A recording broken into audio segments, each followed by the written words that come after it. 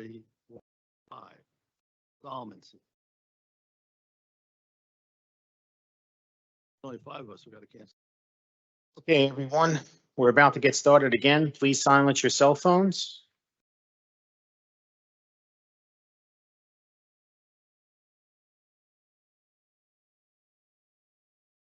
Okay, good evening, everyone. We are on the record. Today is Wednesday, the 12th day of July in the year 2023. This is a regular meeting of the Jersey City Municipal Council. We had a scheduled 6 p.m. start. The clock on my cell phone is showing 6:09 p.m. May we have a roll call for the commencement of this meeting? Councilperson Ridley will be absent, as well as Councilperson Rivera and Council President Waterman. So I will not be calling their names during the vote, just recording that they will be absent. Councilperson Prinzeri. Here. Councilperson Baggiano. Here. Councilperson Saleh. Here. Councilperson Solomon. Here. Councilperson Gilmore. Present. Councilperson DeGise. Here. We have 6 council members in attendance at 6:09 p.m. Can we kindly rise for a moment of silence, please?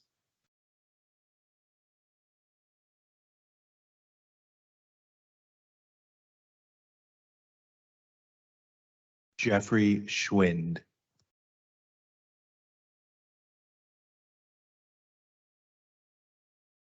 Wayne Harmon, long-term member of the Construction Board of Appeals, and also the father of my employee, Tamika Harmon. And also Robert Eady, longtime employee with the City of Jersey City, currently was serving at the Boiler Room. Amer Said, resident of Jersey City, noted doctor.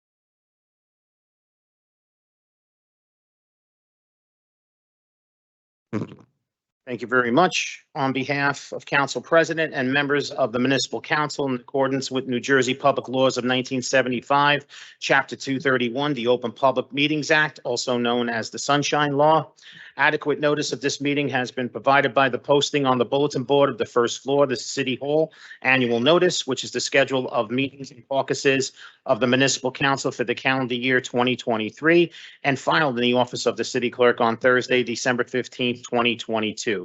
In addition, at its time of its preparation, the agenda of this meeting was similarly disseminated on Friday, July 7th, 2023 at 1 p.m. to the mayor, municipal council, business administrator, corporation council, and the local newspapers, and posted on the city's website, so I can certify as to our total compliance with the Sunshine Law. Council members, as we discussed at the caucus, before we proceed, I would need a motion to nominate a council person to serve as acting council president. Amy DeGise as well. Motion. Motion to make it. So Councilperson Baggiano made the motion to nominate Amy DeGise, Councilperson Amy DeGise, to serve as council president, and it was seconded by Councilperson Saleh. On the motion to nominate Councilperson Amy DeGise to serve as acting council president, Councilperson Prinzeri. Aye. Councilperson Baggiano. Aye. Councilperson Saleh. Aye. Councilperson Solomon. Aye. Councilperson Gilmore. Aye. And Councilperson DeGise. Aye. Thank you. Motion carries 6-0 with council members Ridley, Rivera, and Waterman absent. Okay, council members, we also have another items to add to the agenda. Items 3.5, 3.6, 10.32, and 10.33. I will not read 3.5 and 3.6 to the record. I'm just going to read 10.32 and 33 into the record since they're resolutions, because I will have to read the first readings into the record anyway. So the 10.32 is a resolution 23-555 is a resolution rejecting the sole bid received by the city of Jersey City on July 6, 2023 for a contract known as 16th Street Park renovation project number 2021-028. And item 10.33, resolution 23-556 is a resolution authorizing the purchasing agent to sell various motor vehicles at public auction. Before we take a vote on the motion, I believe the BA would like to address the city council. Thank you, Sean. So just going through the items real quick, we did promise the public and to the council that we would have the Class 5 cannabis revisions introduced at this council meeting. And we do have some time in between this meeting and the next meeting to review it with the administration and law department if there's any concerns or adjustments to be made. As we mentioned, the 16th Street Park, it's advantageous for us to get that back out on the street and RFP'd again. This way we can get more competitive bids. And lastly, we're just asking if we could add the routine car impound resolution, because we do have several weeks between meetings and we will have a backlog with the vehicles. With that, I just thank the council. Thank you. Can I ask BA, sorry? For the cannabis ordinances, because they're pretty substantive, potentially, I know we have a special meeting on the 10th. I mean, would we be able to have someone there to address the council at that meeting so we can go through them and ask questions prior to the August meeting? Yeah, well, you could definitely have somebody to facilitate that. I just don't think we could take any action on it at that meeting. Right, just to have a public. Yeah, but we'll have a present. Basically, we're trying to replace the caucus that we didn't have on that. That's fair. Yep, absolutely. Thank you. Okay, thanks. Okay, council members, with that being said, may I have a motion to add items 3.5, 3.6, 10.32, and 10.33 to the agenda? Motion. Motion made by Councilperson Saleh, seconded by Councilperson Prince Airy. On the motion to add items 3.5, 3.6, 10.32, and 10.33 to the agenda, Councilperson Prince Airy. Aye. Councilperson Baggiano. Aye. Councilperson Saleh.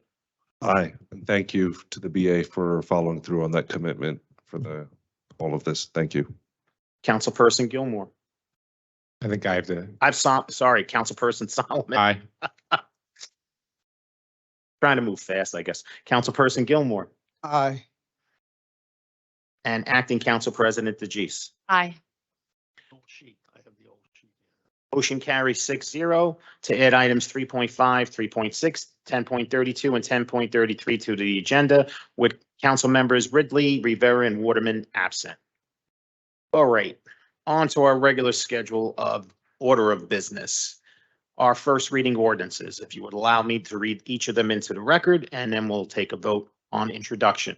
Starting with first reading ordinance, item 3.1, City Ordinance 23-073 is an ordinance to amend and supplement Chapter 160 Fees and Charges, Section 2 of the Code of Ordinances of the City of Jersey City, to include an exemption for owner-occupied residential structures containing 4 or fewer units.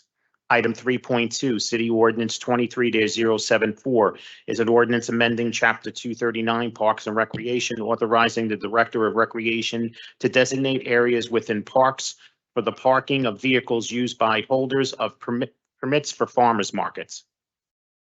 Item 3.3, City Ordinance 23-075 is an ordinance supplementing Chapter 332, Vehicles and Traffic, Article 3, Parking, Standing, Stopping, amending Section 332-31, Parking Restrictions for Street Cleaning Purposes on North Street between Tunnelly Avenue and Terrace Avenue, and amending Ordinance 23-059.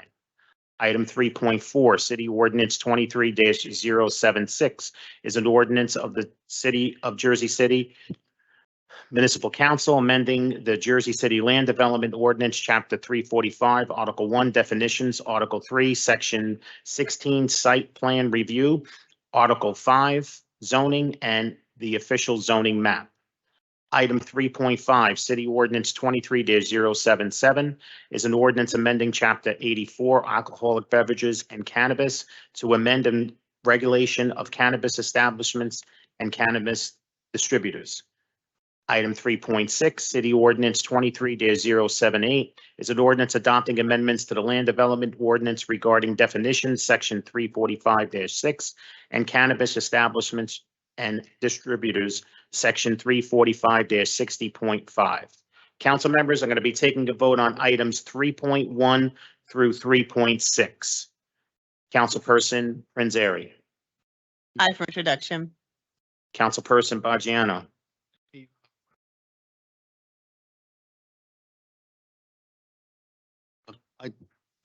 We were requested that 3.4 would be withdrawn. Well, we're taking the vote right now, but if you're making a motion to withdraw it, I thought it was going to be made. but- I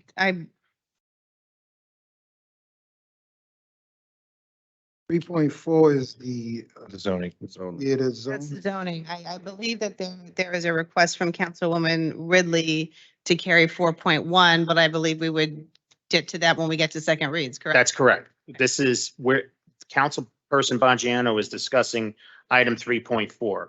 If he wants to make a motion to withdraw it, he's allowed to do so. And I'll entertain that motion. Make a motion to withdraw it. Second. Just give me 1 second.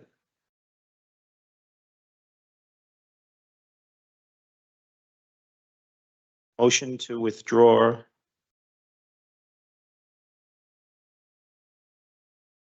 Item 3.4, Till further discussion and more meetings are held.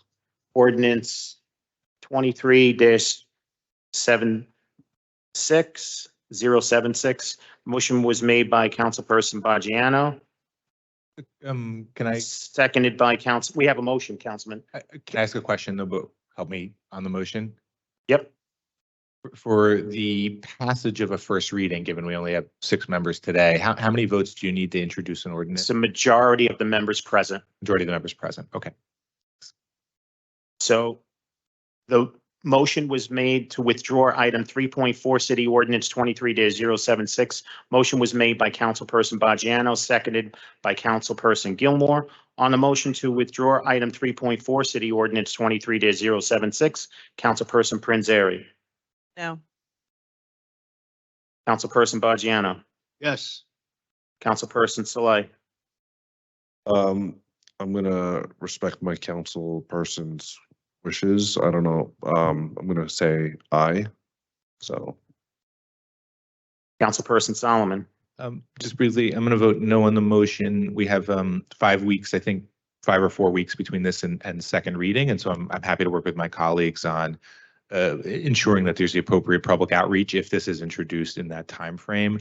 But at this stage, given that we have a full month between meetings, I'm going to vote no. Councilperson Gilmore Aye. and Acting Council President DeGise. Aye.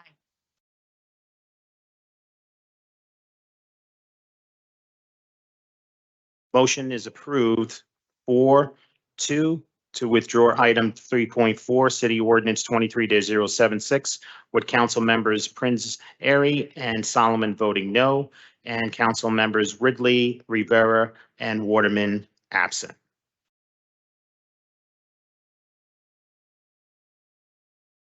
So with that being said, I'm going to be taking a vote on items 3.1 through 3.6, with the exception of 3.4, which has been withdrawn. Councilperson Prinzary. Aye for introduction. Councilperson Bajiano. Aye for introduction. Councilperson Saleh. aye for introduction. Councilperson Solomon. Aye for introduction. Councilperson Gilmore. Aye for introduction. And Acting Council President DeGise. Aye for introduction. Items 3.1 through 3.6, with the exception of 3.4, which has been withdrawn, are introduced 6-0, with council members Ridley, Rivera, and Waterman absent. Okay, I believe we're going to, before we go on to the second reading ordinances, I believe Councilperson Solomon would like to make a motion to defer to item 10.3, City Resolution 23-526. Is that correct? That is correct. So I will make that motion. Thank you. May I have a second on the Second. motion? seconded by Councilperson Prinzary. On the motion to defer to item 10.3, City Resolution 23-526, Councilperson Prinzary. Aye. Councilperson Bajano. Councilperson Saleh. Aye. Councilperson Solomon. Aye. Councilperson Gilmore. Aye. And Acting Council President DeGise. Motion carries 6-0. With council members Ridley, Rivera, and Waterman absent, to defer to item 10.3, Resolution 23-526. Councilperson Solomon, I'm going to turn it over to you. Sure, and Santana family, if you guys would like to come up to the microphone, I will read the ordinance or the resolution into the record.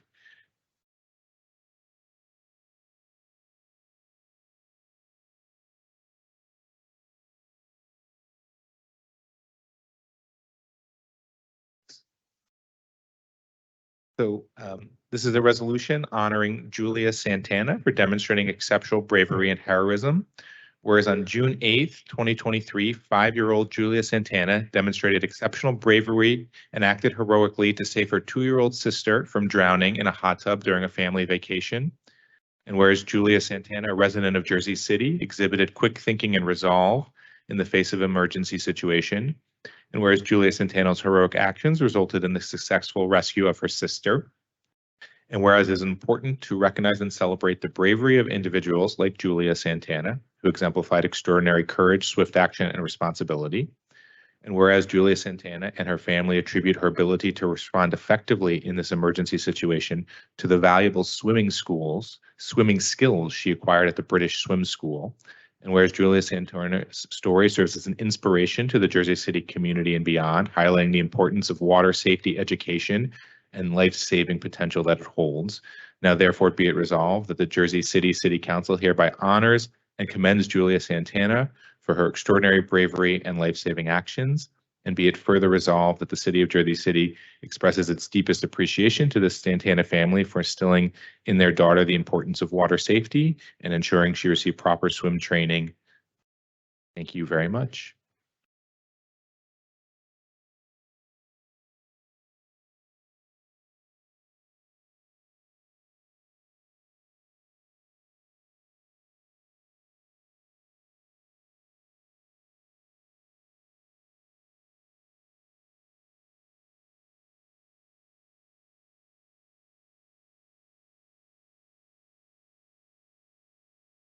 Council members, would you like to take a vote on the resolution before we ask them to speak? Yes, thank you. Okay. So on resolution 23-526, Councilperson Prinzary. So, Miss Julia, what you did was incredibly brave, and the way that you responded is faster than many adults so many years older than you would even think to be able to respond. You should be commended for what you've done. Proudly vote aye. Councilperson Bajano. Councilperson, Mike. What you agreed was great, and I'm glad to honor you, and you have a great future, believe me. I vote aye. Councilperson Saleh. You are so brave, so smart and courageous. You're a superhero, and you displayed incredible amount of resolve and quick thinking in a very scary situation that, you know, is well beyond your years. And I proudly vote aye and keep doing your superhero work.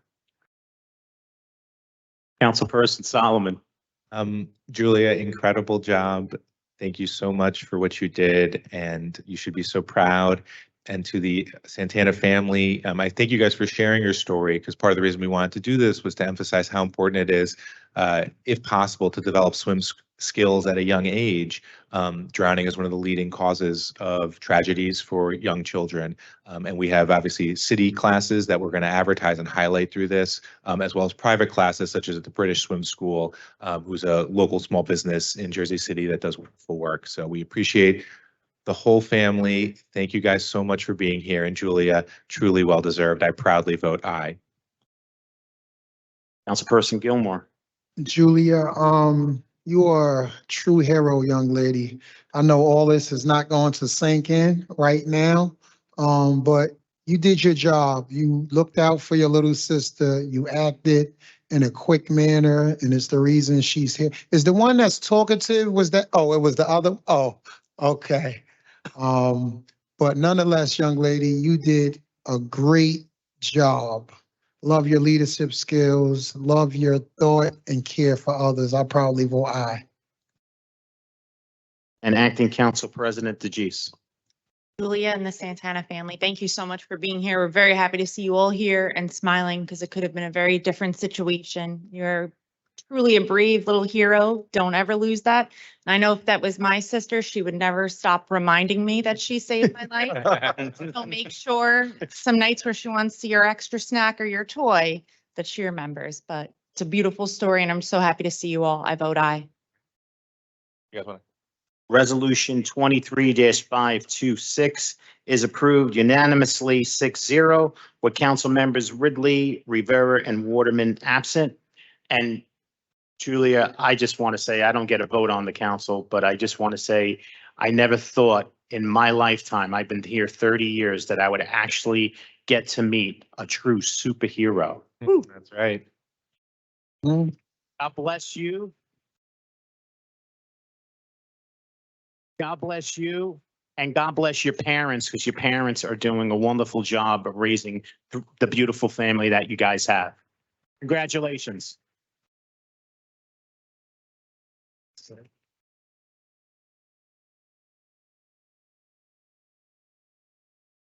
So would one of the family members like to speak?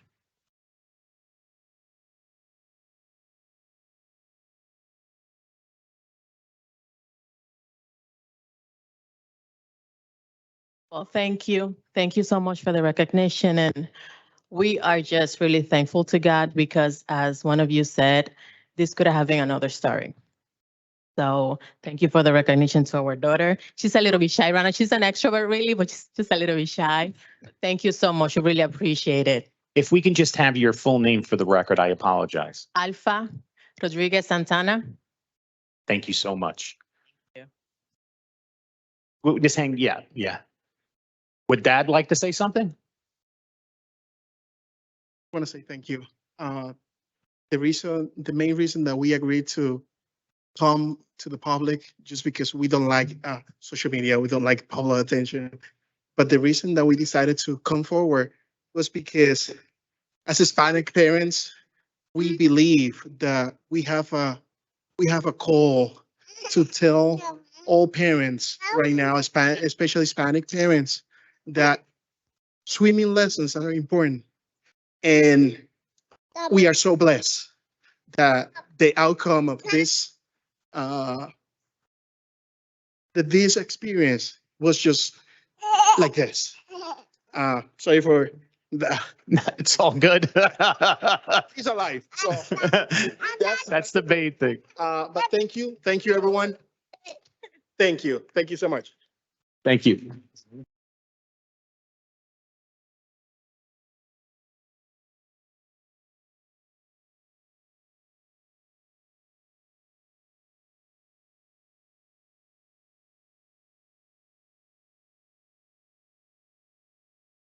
She's taking. Got something she want to say, Say y'all. hi. Hi. Say, Amazing job.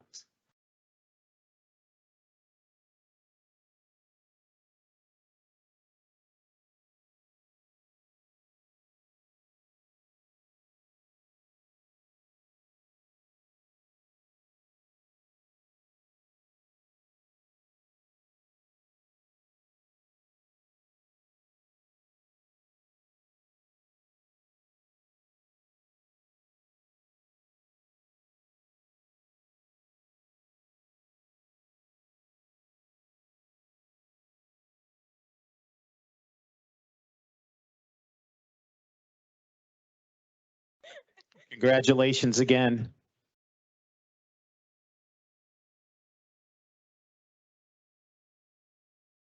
And Julia, just so you know, when you get older, you can always remind your sister by just Googling on YouTube, the council meeting, it'll be there.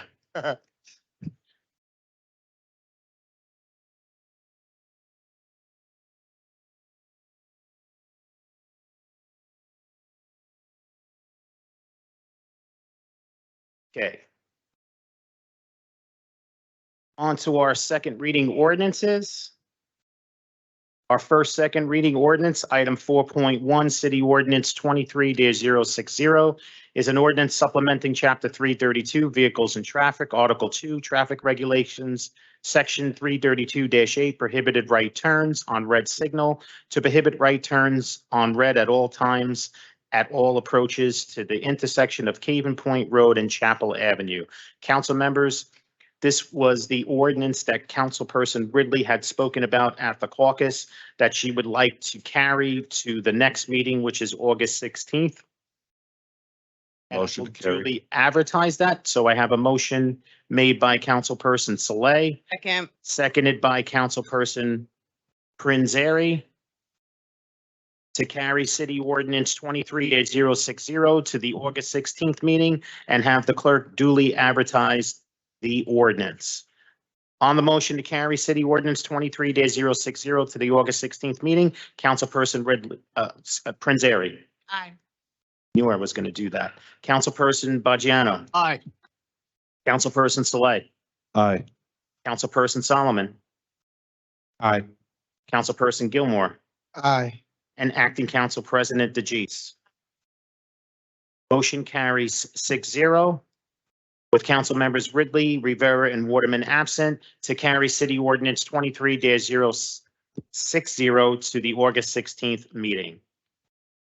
Next is item 4.2, City Ordinance 23-065, is an ordinance authorizing the acquisition of Block 11611, Lot 1.02, more commonly known by the street address of 335 Washington Street, from 335 Washington Realty LLC. This is a public hearing on this ordinance. Any member of the public wishing to be heard, please come up to the podium and state your name for the record. Motion. Second. Okay. Motion to close the public hearing on City Ordinance 23-065 was made by Councilperson Saleh and seconded by Councilperson Bajano. On the motion to close the public hearing on City Ordinance 23-065, Councilperson Prinzary. Aye. Councilperson Bajano. Aye. Councilperson Saleh. Aye. Councilperson Solomon. Aye. Councilperson Gilmore. And Acting Council President DeGise. Motion carries 6-0. To close the public hearing on City Ordinance 23-065, and council members Ridley, Rivera, and Waterman absent. And I believe our business administrator would like to address the council. Council, as I discussed on Monday, we're waiting for some final environmental documents that we haven't received yet. So we're just going to ask for final passage to be tabled into the next meeting. So council members, with that being said, may I have a motion to table City Ordinance 23-065 after the close of the public hearing? Motion. Second. Motion made by Councilperson Prinzary, seconded by Councilperson Saleh. On the motion to table City Ordinance 23-065 after the close of the public hearing, Councilperson Prinzary. Aye. Councilperson Bajano. Aye. Councilperson Saleh. Aye. Councilperson Solomon. Aye. Councilperson Gilmore. And Acting Council President DeGise. Motion carries 6-0 with council members Ridley, Rivera, and Waterman absent to table City Ordinance 23-065 after the close of the public hearing.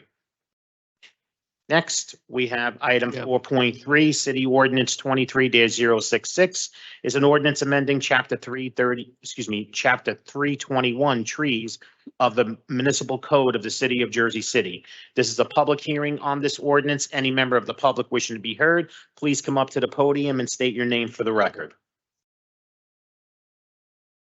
Motion. Second. Motion to close the public hearing on City Ordinance 23-066 was made by Councilperson Saleh, seconded by Councilperson Bajiano. On the motion to close the public hearing on City Ordinance 23-066, Councilperson Prinzary. Aye. Councilperson Bajiano. Aye. Councilperson Saleh. Aye. Councilperson Solomon. Aye. Councilperson Gilmore. And Acting Council President DeGise. Aye. Motion carries 6-0 with council members Ridley, Rivera, and Waterman absent to close the public hearing on City Ordinance 23-066. For final consideration and adoption of Ordinance 23-066, Councilperson Prinzary. I just want to thank the members, my fellow members of the Shade Tree Committee for their annual review of Chapter 321 and their dedication to all things trees related in the city of Jersey City. I vote aye. Councilperson Bajiano. Aye. Councilperson Saleh. Thank you to Councilwoman Mira Prinzary for her work and the committee's hard work in updating our tree standards. And with that, I vote aye. Councilperson Solomon. Aye. Councilperson Gilmore. Aye.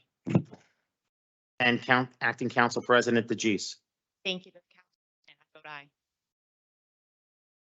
City Ordinance 23-066 is adopted 6-0 with council members Ridley, Rivera, and Waterman absent.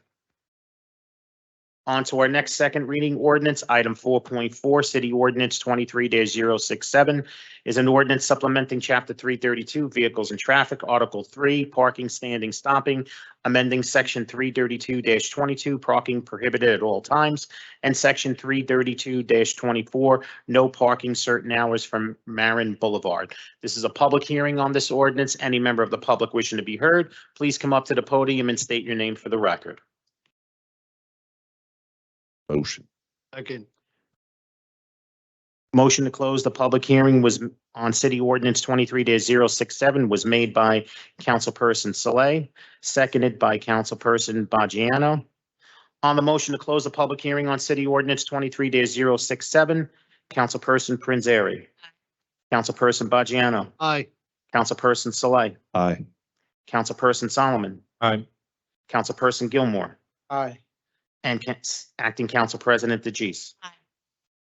Motion carries 6-0 with council members Ridley, Rivera, and Waterman absent to close the public hearing on City Ordinance 23-067. For final consideration and adoption of City Ordinance 23-067, Councilperson Prinzary. Aye.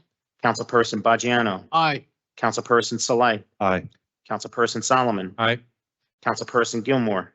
Aye. And Acting Council President DeGise. City Ordinance 23-067 is adopted 6-0 with council members Ridley, Rivera, and Waterman absent.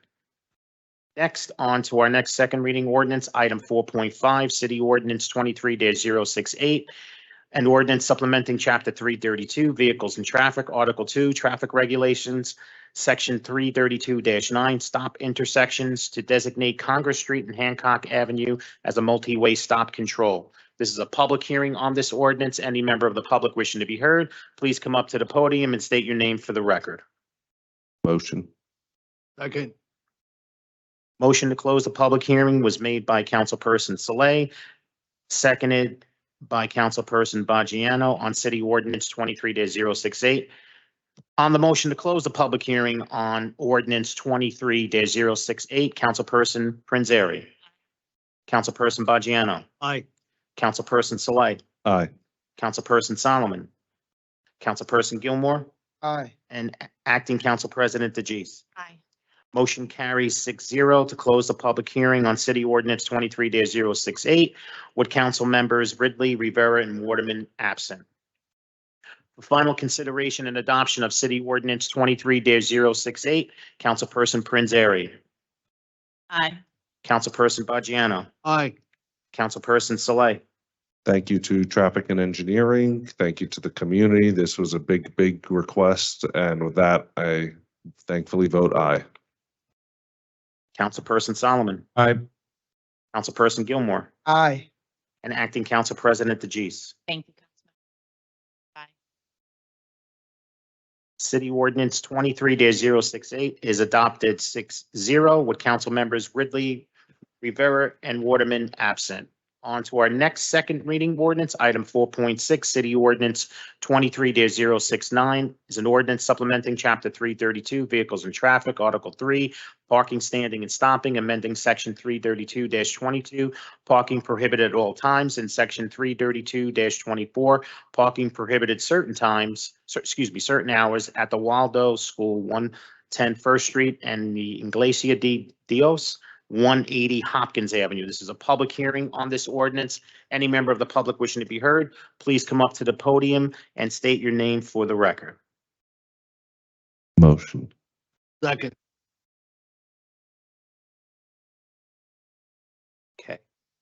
Motion to close the public hearing on City Ordinance 23-069 was made by Councilperson Saleh, seconded by Councilperson Bajano.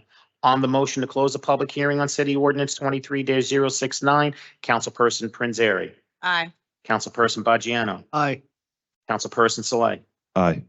Councilperson Solomon, Aye. Councilperson Gilmore, Aye. and Acting Council President DeJeece. Aye. 6-0. Hearing on City Ordinance 23-069 with council members Ridley, Rivera, and Waterman absent. For final consideration and adoption of City Ordinance 23-069, Councilperson Prinzary, Aye. Councilperson Bajano, Aye. Councilperson Saleh, Aye. Councilperson Solomon, Aye.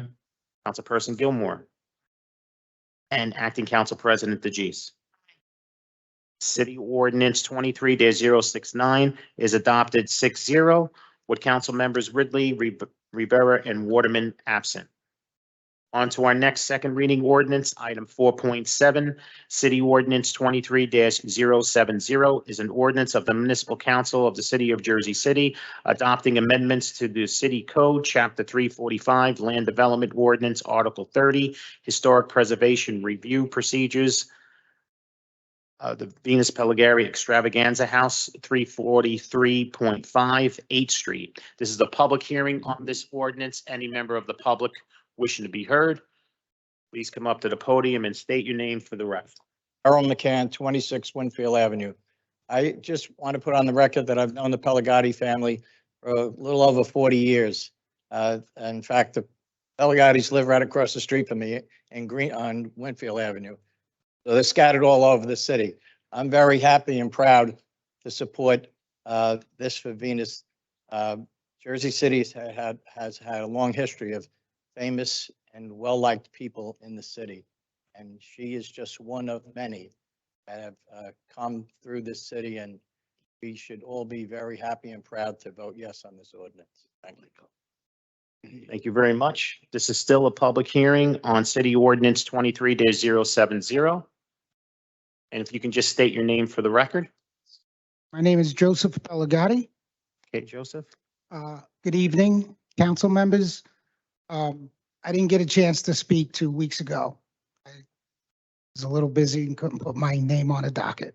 But I'm here today for support of my sister. You guys are voting on something that is going to make change this world. And it is very important that you guys vote yes on this ordinance, because any positive change is great for society.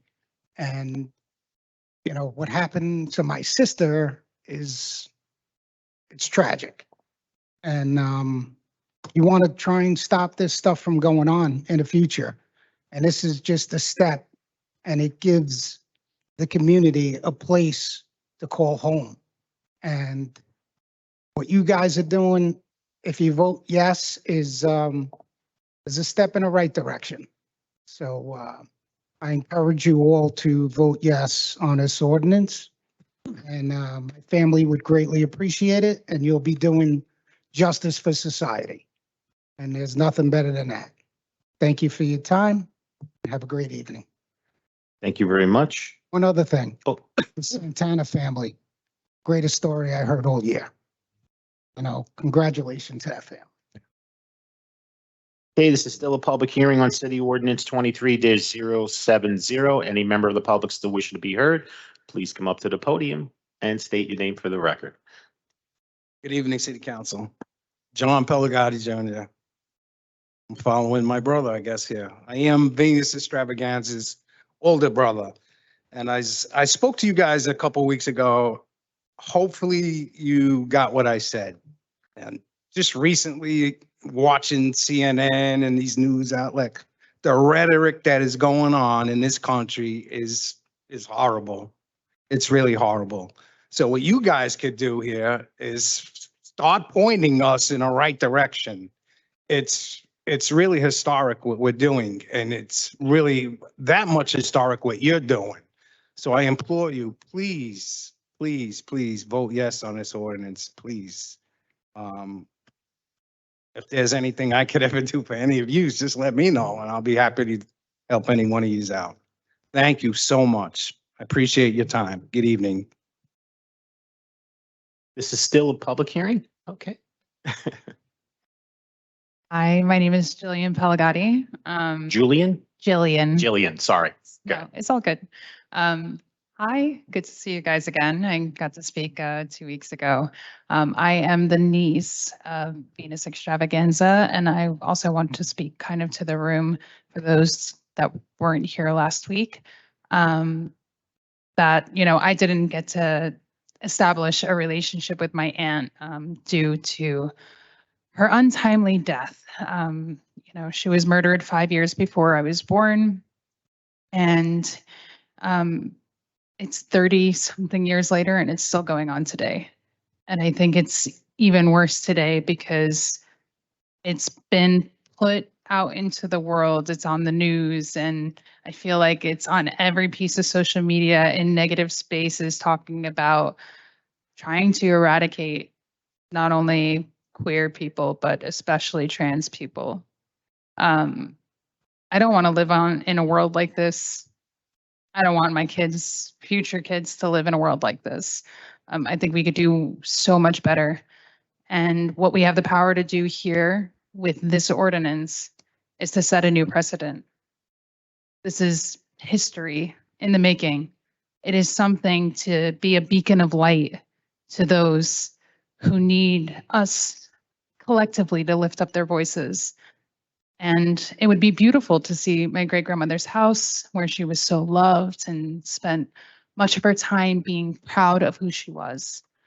To see that repurposed in the future so that it can be a safe space for youth, especially in this area, that are kicked out by their parents who do not accept them for who they are.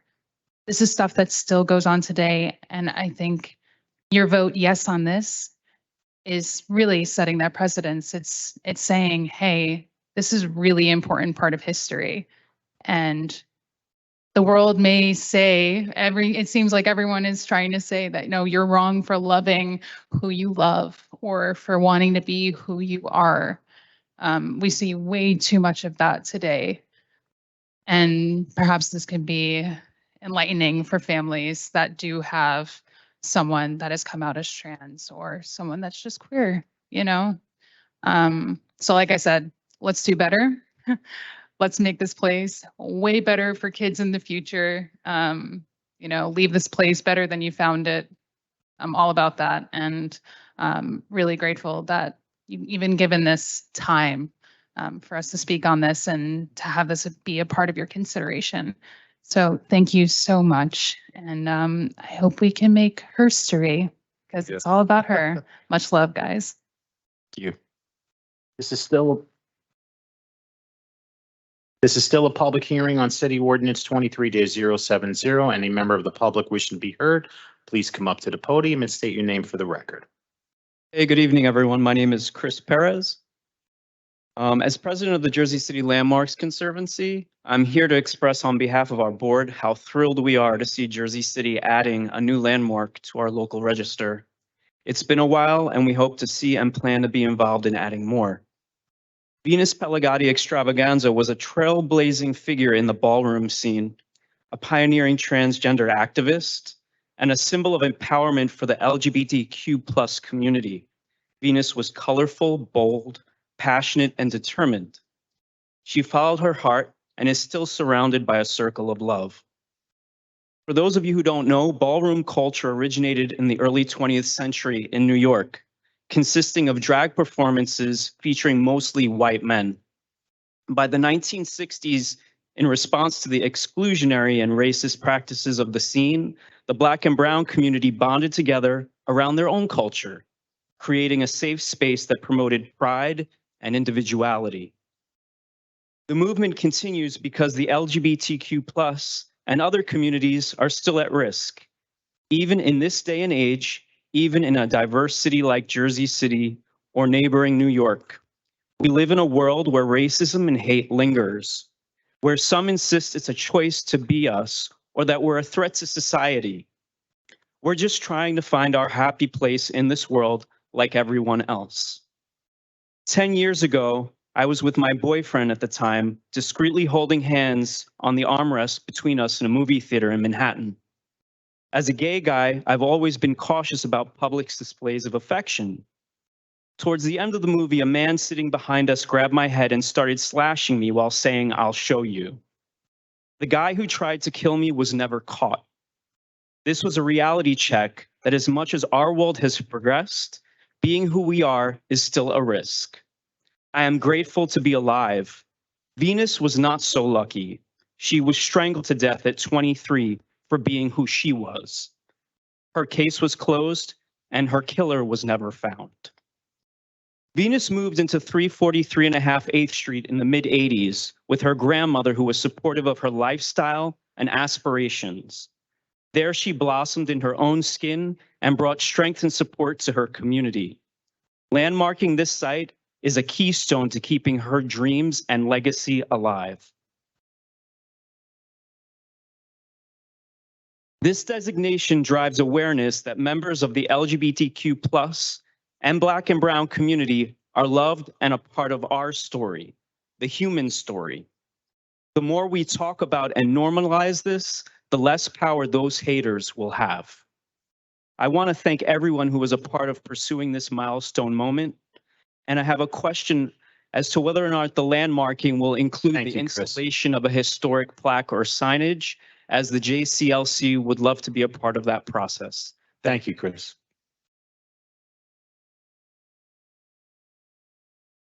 This is still a public hearing on City Ordinance 23-070. Any member of the public wishing to be heard, state your name for the record, please. Hello, my name is Amara Velasquez Extravaganza. How are you doing, council members? I'm here today to pay homage to my sister, Venus Pelagati Extravaganza. Venus and I are both Latina trans women, both Puerto Rican and Italian, both authentic in our self-expression, both a part of the House of Extravaganza. It is so important for trans people to see themselves reflected in society, to be included, to have safe spaces, and to receive support from the systems that govern us. The Human Rights Campaign has declared a state of emergency for LGBTQIA+ individuals in America, enacting laws to try and erase who we are. We are in need of support from our state officials and from our government. We need queer historical spaces so we can reflect on all that we have fought for and all that we are still fighting for. Venus's house being preserved as a state and national landmark would truly show the rest of America how to celebrate queer people at such a critical time. Thank you. This is still a public hearing on City Ordinance 23-070. Any member of the public wishing to be heard, please come up to the podium and state your name for the record. Good evening. My name is Michael Robertson, coming from Brooklyn, New York, originally from Camden, New Jersey, though. And so I'm here also to pay homage to Venus, to be in support of Venus. I'm going to nuance this very briefly in a particular kind of way and talk about just the person prior to you spoke around being harassed in the movie theater. I had a son, Black gay man, openly gay, openly HIV positive, did community organizing. And one day he was home watching Happy Feet with his partner. And he was upset when outside, took out the trash, came back, was upset even more so. His partner and him began to talk. They de-escalated, and he said he wanted to go to bed, asked his partner to go to bed with him. His partner said, I'm going to come to bed after I watch Happy Feet. The partner woke up in the morning to the alarm clock of my son. And my son did this kind of work, community organizer work. The partner goes into the room and my son took hair clippers and shaved off all of the hair on his head and the hair on his face, hung himself from a ceiling fan. And he wrote on Facebook, I can no longer live in a world to those who grow so cold of us who live out of the social norms. This is particularly why this initiative is absolutely important. Jersey City has the moment, the privilege to get it right, not only get it right this time, but be a landmark for other places. I just came back from Florida being part of the We the People March. And all of the anti-trans and anti-drag legislation, if you don't think they have impact on people, they do.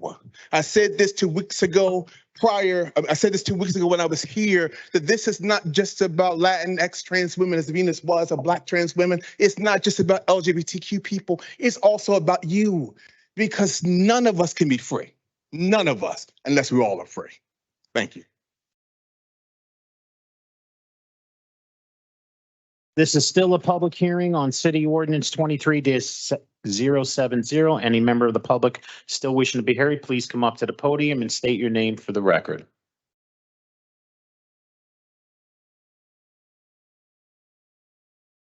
Motion to close the public debate. Thank you. Motion made by Councilperson Saleh to close the public hearing on City Ordinance 23-070, seconded by Councilperson Baggiano. On the motion to close the public hearing on City Ordinance 23-070, Councilperson Prinzary. Aye. Councilperson Baggiano. Aye. Councilperson Saleh. Aye. Councilperson Solomon. Aye.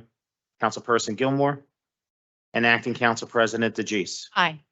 Motion carries 6-0 to close the public hearing on City Ordinance 23-070 with council members Ridley, Rivera, Waterman absent. A final consideration and adoption of City Ordinance 23-070, Councilperson Prinzary. So just briefly before, our Director of Planning, Tanya Marione, could not be here tonight. As part of my comment, I will be sharing her statement, if that's okay with the clerk and with Council President. It's fine. But before I do that, I'm going to say I proudly vote yes, and then I'll have some comments after that. I just don't want to leave anybody in suspense here.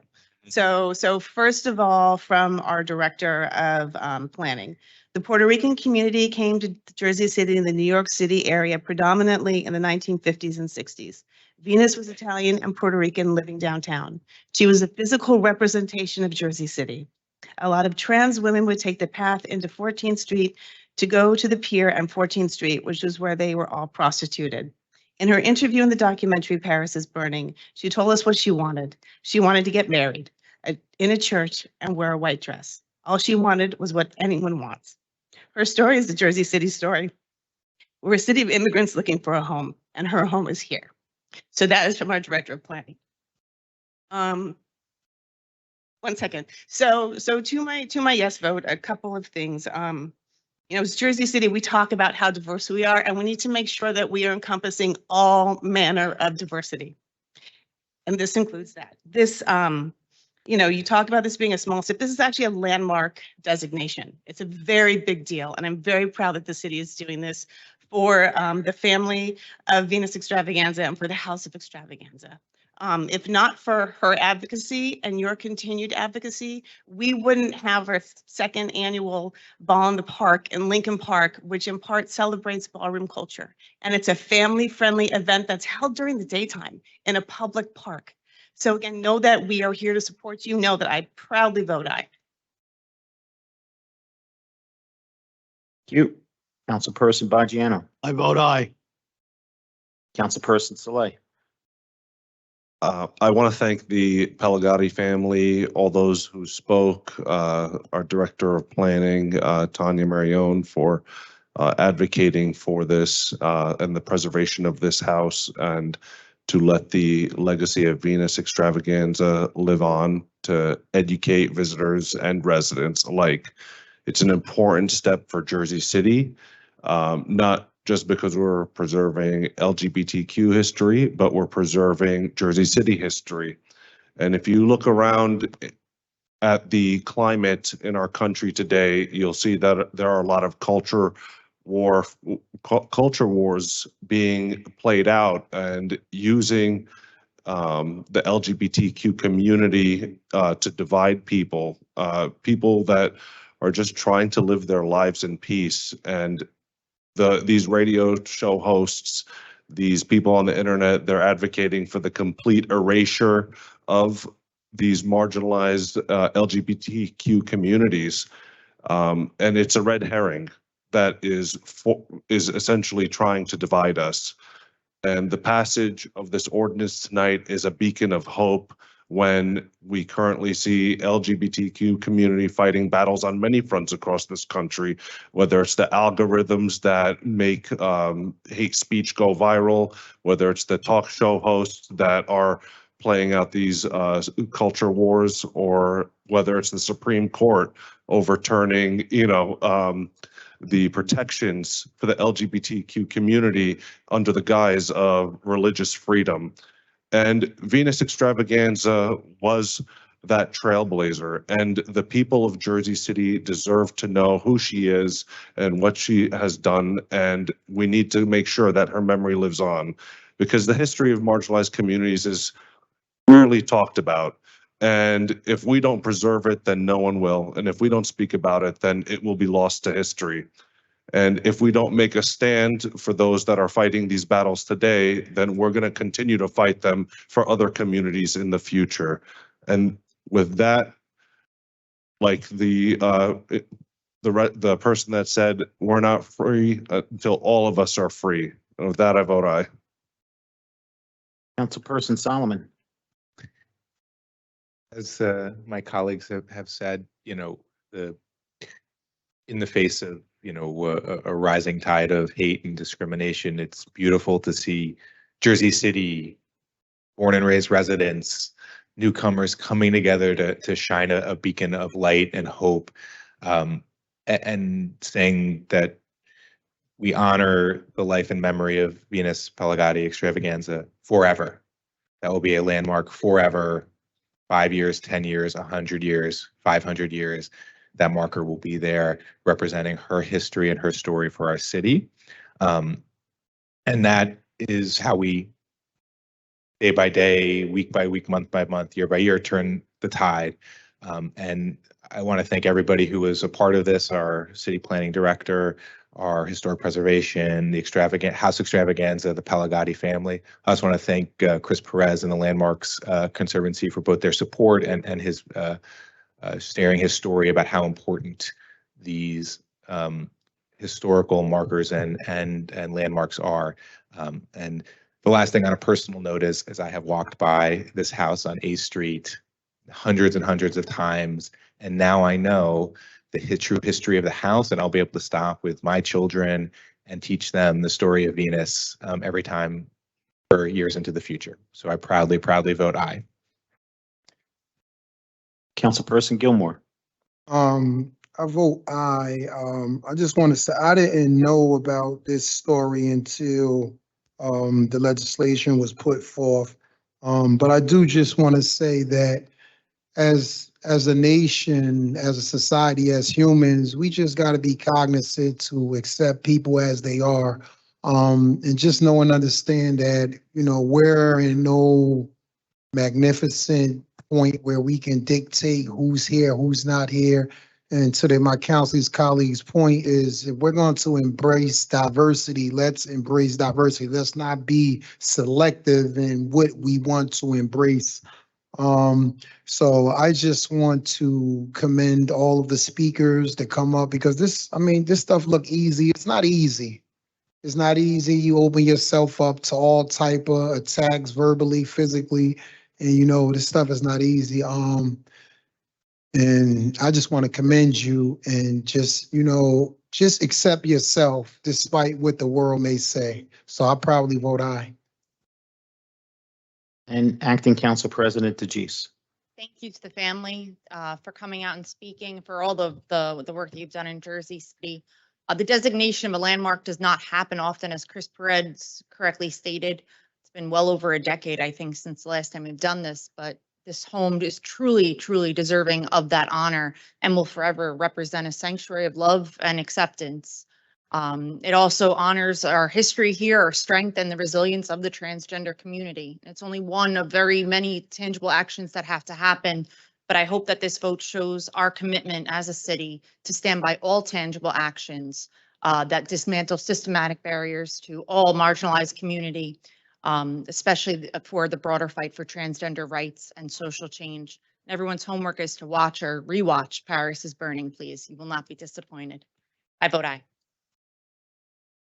City Ordinance 23-070 is adopted unanimously 6-0 with council members Ridley, Rivera, and Waterman absent.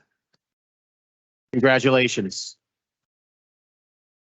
Thank you so much. Every one of you, thank you. Really, really appreciate it. Thank you.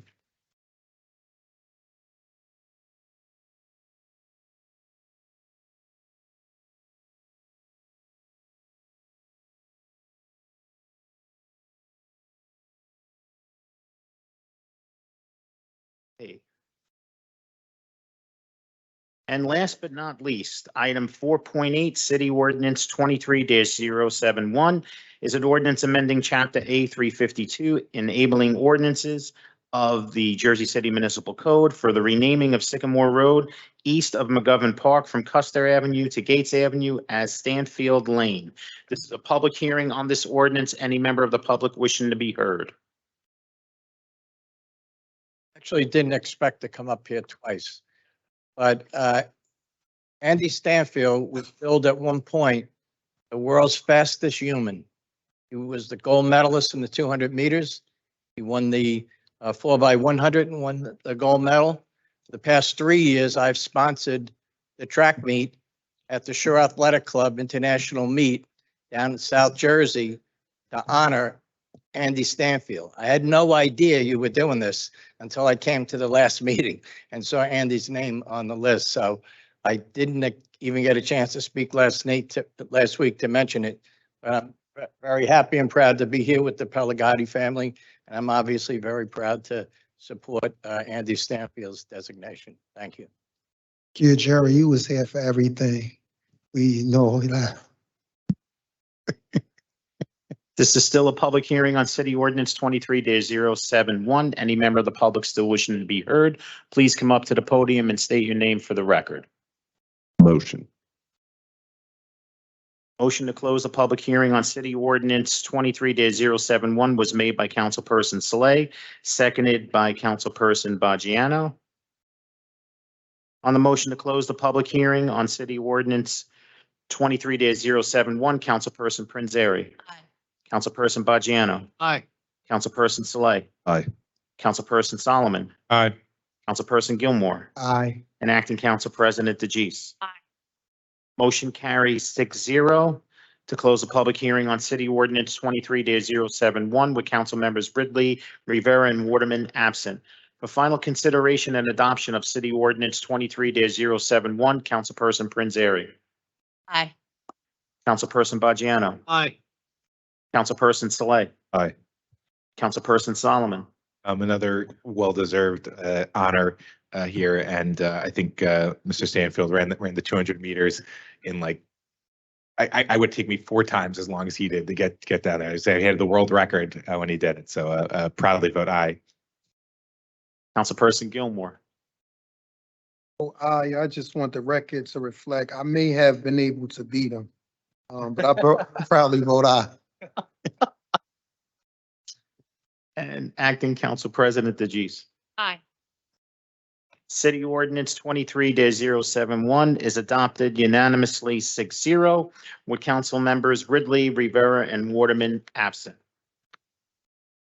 That concludes our second reading ordinances. Next up is our public hearing on the 2023-2024 Journal Square Special Improvement District Assessment Roll and Budget. Any member of the public wishing to be heard, please come up to the podium and state your name for the record.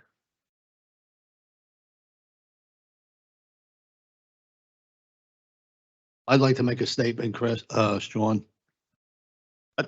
Before we close the public hearing. Okay, So do we have a motion to close the public hearing? Motion. second. Motion to close the public hearing made by Councilperson Saleh, seconded by Councilman Baggiano. On the motion to close the public hearing on the 2023-2024 Journal Square Special Improvement District Assessment Roll and Budget, Councilperson Prinzary. Aye. Councilperson Baggiano. This is just to Yeah. close the public hearing. Yeah, yes. Councilperson Saleh. Aye. Councilperson Solomon. Aye. Councilperson Gilmore. Aye. And Acting Council President DeGise. Motion carries 6-0 to close the public hearing on the 2023-2024 Journal Square Special Improvement District Assessment Roll and Budget, with council members Ridley, Rivera, and Waterman absent. Councilman Baggiano, you would like to make a, Yeah, I just want to say, Chris Bernardo has done a fantastic job with the SID up there. And every time I call him or we have an issue or a problem, he takes care of it right away. So Chris, good luck and thank you very much for everything you do for Journal Square. just so I can explain what I'm doing, though, the next thing we're going to be doing is holding a public hearing on the budget amendment, but just give me a moment just to set the clock to 5 minutes. And just give me that one moment.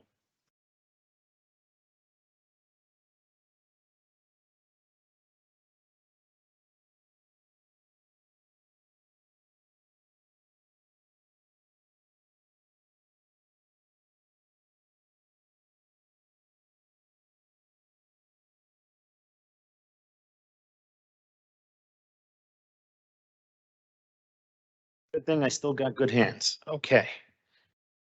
All right. If you would allow me to recite the brief procedural history which preceded this meeting. On May 10th, 2023, the Municipal Council approved Resolution 23-324, which introduced the municipal budget. On June 2nd, 2023, the proposed budget was published in full in the Jersey Journal. On June 28th, 2023, the Municipal Council approved Resolution 23-490, which introduced amendments to the municipal budget. On July 7th, 2023, the proposed budget as amended was published in full in the Jersey Journal, was published in the Jersey Journal. I'm sorry about that. On January 25th, 2023, the Municipal Council approved Resolution 23-036, which determines that the budget for the calendar year 2023 shall be read by title in accordance with NJSA 48:4-8. I just want to confirm with the Corporation Council that that means that I do not have to read the entire amendment into the record. Is that correct? That is correct, Sean. Your words to God's ears. Congratulations.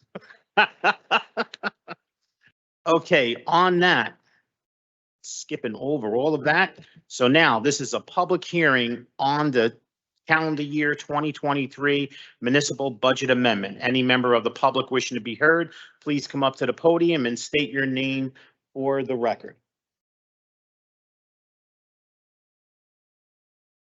And remember, you have 5 minutes and you must stay on the subject of the budget only. Good evening, Carol Harris. I'm a resident in Ward F, and I'm here to ask if the municipal budget for 2024 includes money for the mental health professionals that was passed in the resolution last year on April 22nd, 2022.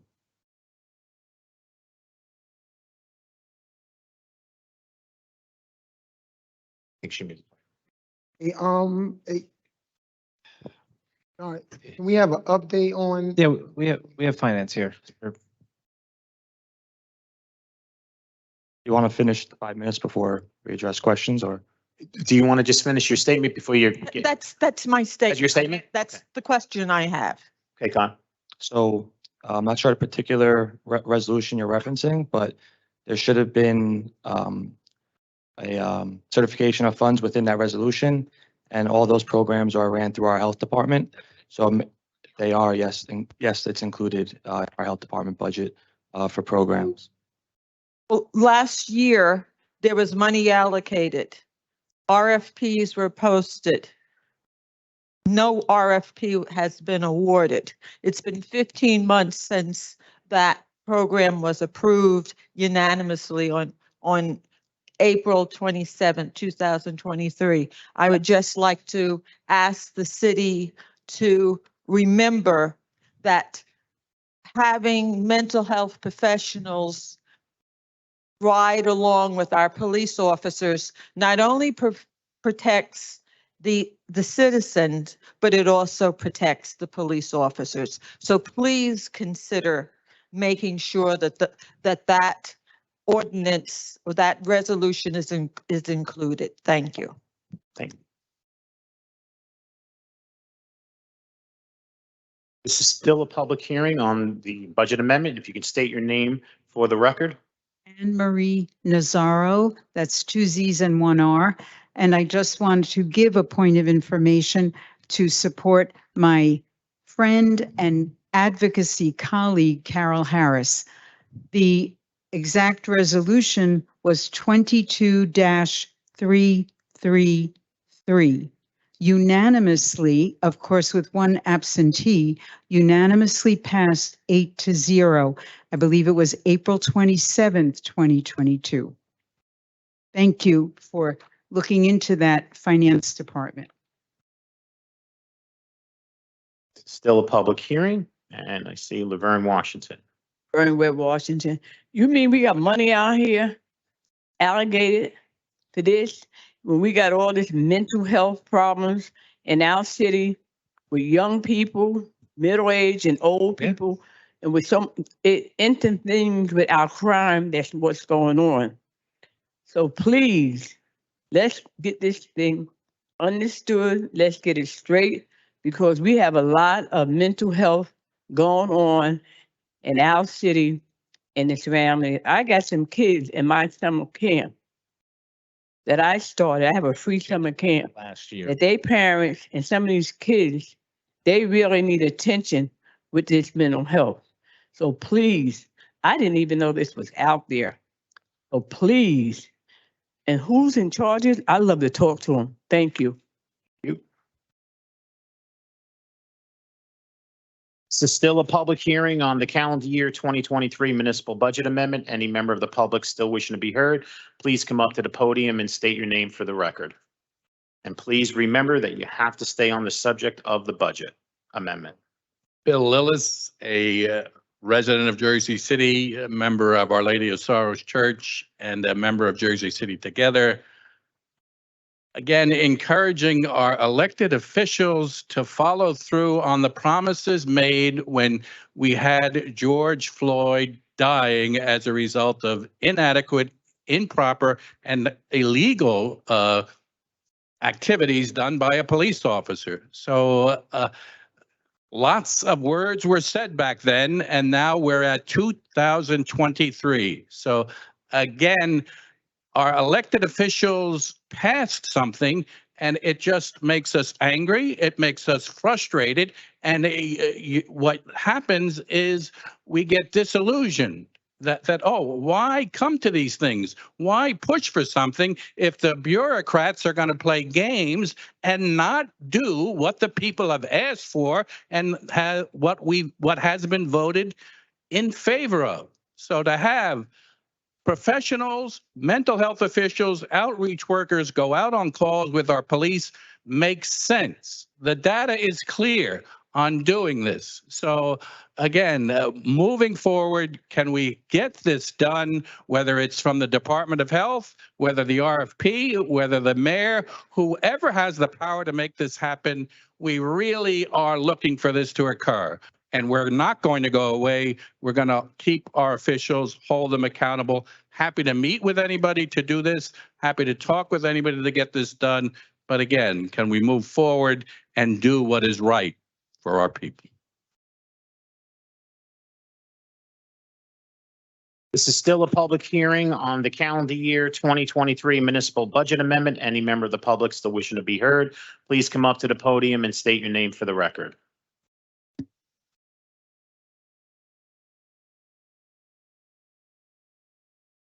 Erica Walker, Jersey City resident, also aide to Councilman Gilmore.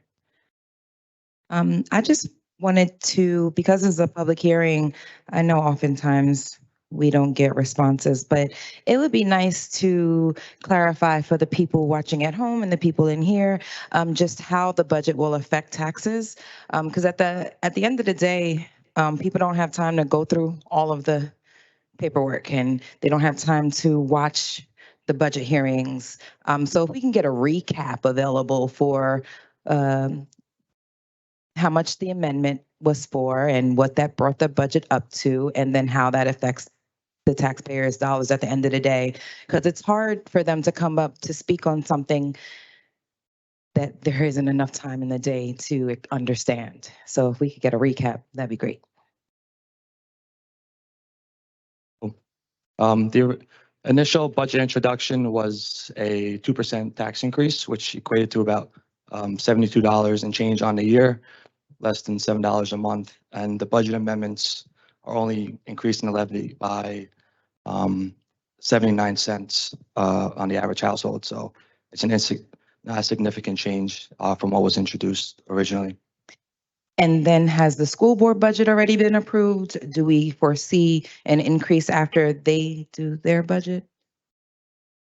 Our budget is not, our process does not tie to the Board of Ed. So I understand that. we did get preliminary numbers from our tax collector on what we were going to bill.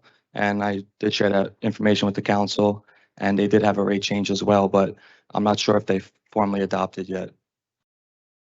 Thank you. So thank you. This is still a public hearing on the calendar year 2023 municipal budget amendment. If you can just state your name for the record, sir. Chris Perez again. Okay. I just want to stress how important mental health is. New York City is really expanding on mental health services because they're realizing that a lot of people who don't have the means don't have access to those vital resources. So I want to know how much money is being appropriated for mental health service workers. Is it being included in this budget? So if the members of the public want to get my information afterwards, I'll get you specifics on what the actual allocations are within the health department. Okay, this is still a public hearing on the calendar year 2023 municipal budget amendment. Any member of the public still wishing to be heard, please come up to the podium and state your name for the record. Motion. Okay, we have a motion to close the public hearing on calendar year 2023 municipal budget amendment made by Councilperson Saleh, seconded by Councilperson Baggiano. On the motion to close the public hearing on calendar year 2023 municipal budget amendment, Councilperson Prinzary. Aye. Councilperson Baggiano. Aye. Councilperson Saleh.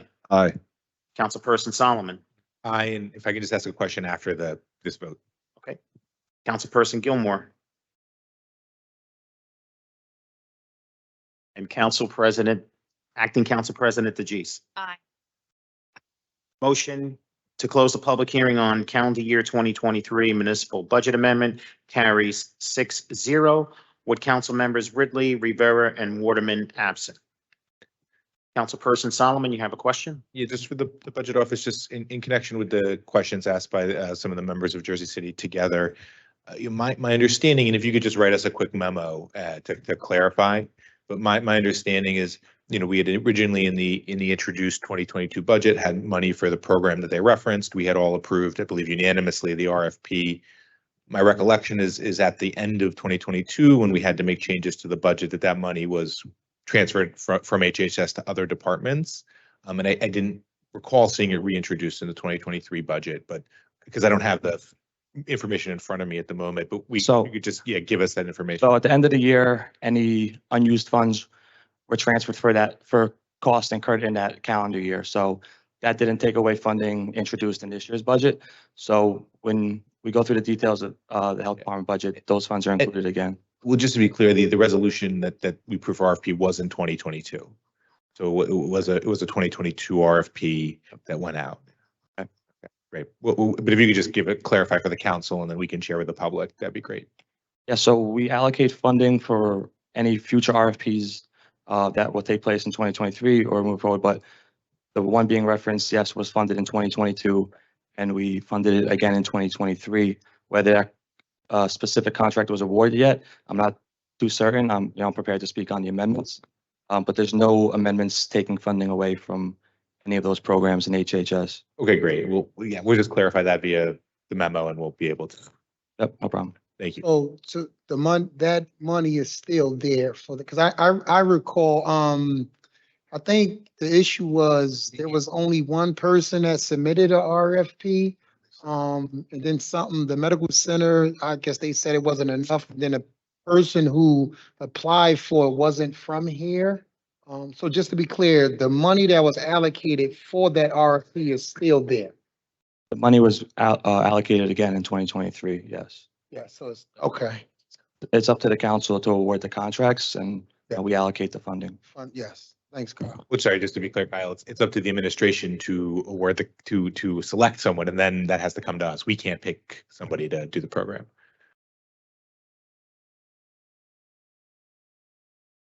We're all good? Thank you, Kyle. All right. If you would just give me one additional moment to readjust the time, even though I know you wish I didn't. Just give me one moment and we'll be back to our regular scheduling programming.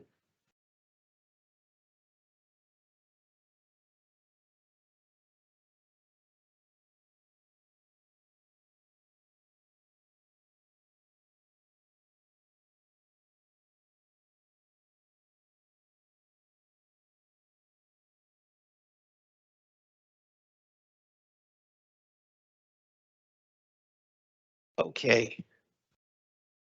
Now we're on to our public speaking portion of the meeting. I will be calling the number, and if you could follow along on your agenda, I'll be calling the first name of the individual, and the first speaker is Laverne, 5.1.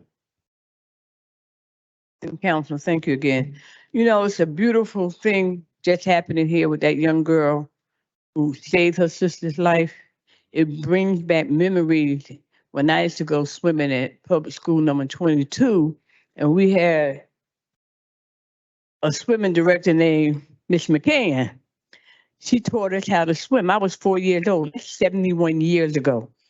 I was 4. We learned back in the day how to swim during the summer at public schools. They had swimming directors there. We don't have that no more, but it brings back memories to see stuff like that.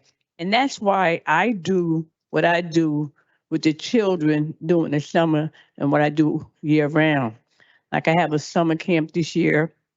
We up at Heavenly Temple. They let us use that facility.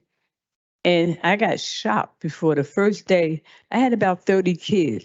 I usually start off slow, 15, 20 kids. I got about 40 kids. Days a week that I start my camp. It's a free camp. I've been doing it for like 20 years. I move around. I give them breakfast, lunch, and activities. I don't get grant money. I get money from developers, lawyers. I said, give something back to the community. And I got one guy, Derini Plumbing.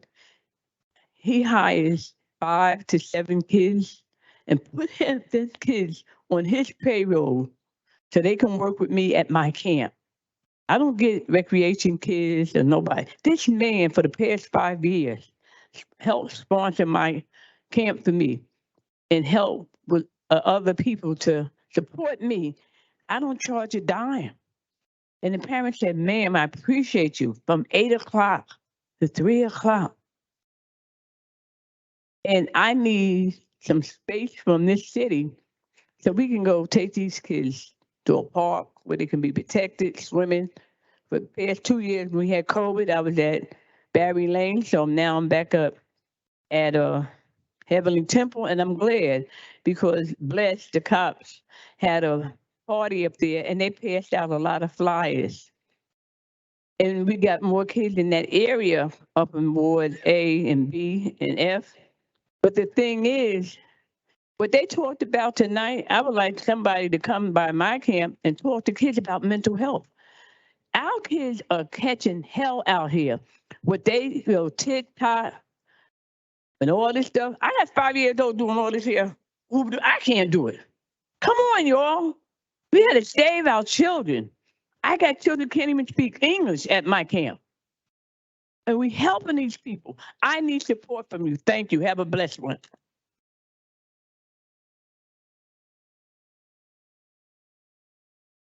Okay, 5.2. Thanks. No, he's still here. Mayor? Gerald McCann, 26 Winfield Avenue, Jersey City, New Jersey. Jerry. The thing that did you pass out the letter that I sent? I certainly did. Okay, so some of it obviously has no purpose because it's just put off that ordinance. But I think that when the person had previously spoken to you, they were comparing themselves to the density of Newark. Newark is almost twice the size of Jersey City, and it barely has more people than we do. We shouldn't be comparing ourselves to the 1930s when we had 300,000 people, because in the 1930s, they were burning the buildings down and people were dying in fires because of the density that we had in the city. I think what we have to do is look at the city logically and look at it what's best for the city. Now, as an example, you have at least 5,000 illegal apartments in Jersey City. By passing this ordinance, you're making all those 5,000 apartments illegal. I think that what you have to do is first enforce the law that you already have. The people that are in charge or making these recommendations are the ones that are not enforcing the law. You have at least now 4,000 to 5,000 garages that can be now converted into housing. So that means that we're going to have another parking problem. If we go out tonight, I don't give out tickets anymore, but what I'm telling you is that if we were giving out tickets for parking, I can tell you 24 hours a day, you can give out 1,000 tickets in Jersey City for illegal parking all over the city because there's not enough parking. But all the recommendations are being, last night at the planning board meeting, they approved, Erica Walker and Councilman Gilmore was speaking at it. They approved 500 luxury apartments down at Liberty State Park, right? With that 500 apartments, they were producing just about 75 parking spaces. I think it's about 75. My point is that they're having 500 apartments. I don't know how many people are going to be in those apartments, but 75 parking spaces is not going to work out. They used the minimum that was required, 0.03, to qualify under the current ordinance. The problem in Jersey City is we're never going to solve our problems if we're not also factoring the facts that people have cars. When people from New York move over, they come with cars, they get cars.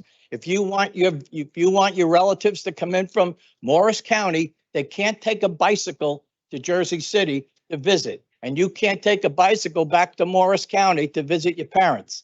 So all I'm trying to tell you is that we have to at least factor parking for some of the vehicles. On top of it, I'll finish with one thing. Last night, they proposed that those buildings are not going to pay any real estate taxes. Last night, 500 units, no real estate taxes. Mayor McCann.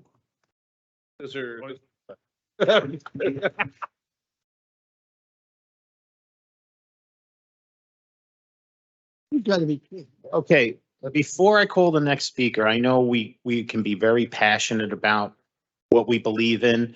And when someone is speaking, I just want everyone to be respectful to the speaker, whether you are for it or against it. Boos, calling out, it's not called for. Please refrain from doing that, and I greatly appreciate that. With that being said, our next public speaker listed, 5.3, Mark. I don't believe he is here. He called me 10 Next, 5.4, Aaron.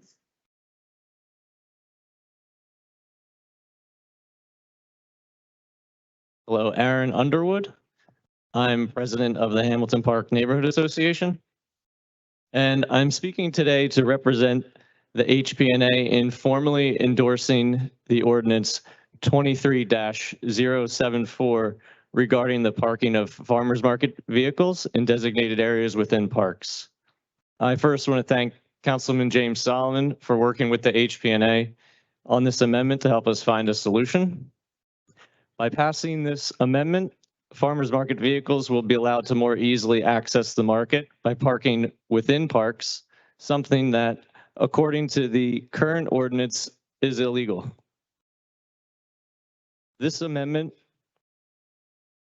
will reestablish what has been previously allowed for the past 2 decades and help the farmers markets of the city to operate more efficiently. As an added benefit, it will also free up several on-street parking spaces that are currently being reserved for and used by farmers market vendors and thus not available for residents. The HPNA hopes that the council members will agree with these benefits and pass this amendment at the second reading. Thank you for your time and consideration. Thank you. Our next speaker, 5.5, Bill.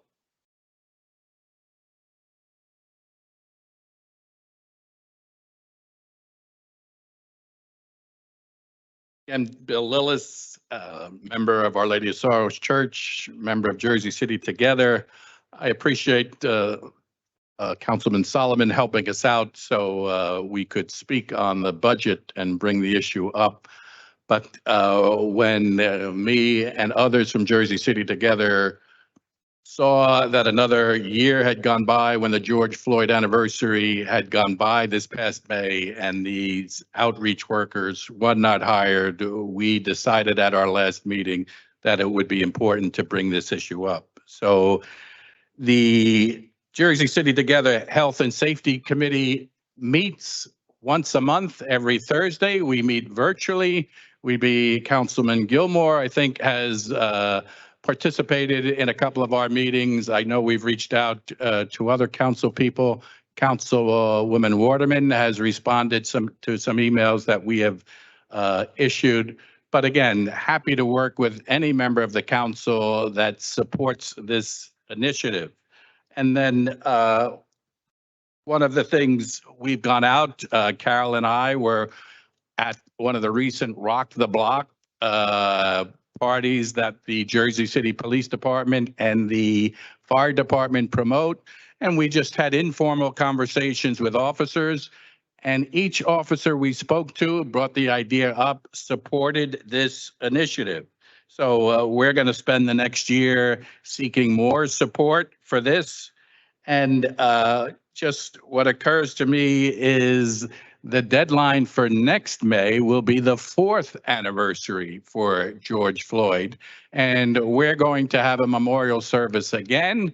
And my hope would be, unlike this past year when we were asking when these outreach workers would be hired, that we could actually celebrate in Jersey City next year that these outreach workers are hired and that 911 individuals are trained. So when a mental health or a substance abuse issue comes in, that we're treating these people with care, with dignity, and we're providing a continuum of care. So Anne-Marie may come up, she's going to have data that shows, again, that we can prevent people from being incarcerated, we can give them the care they need, and we're happy at Jersey City Together with work with anybody that wants to do this, but we're going to hold people accountable if they simply do not take their due diligence and do what's right for the people.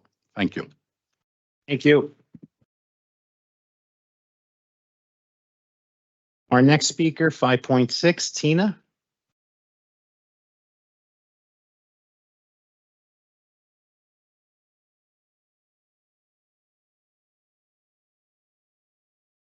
You did good. That's what's up. We need to learn. We need to do stuff that's positive that we be doing in the community and stop unrecognized and stuff that we not doing.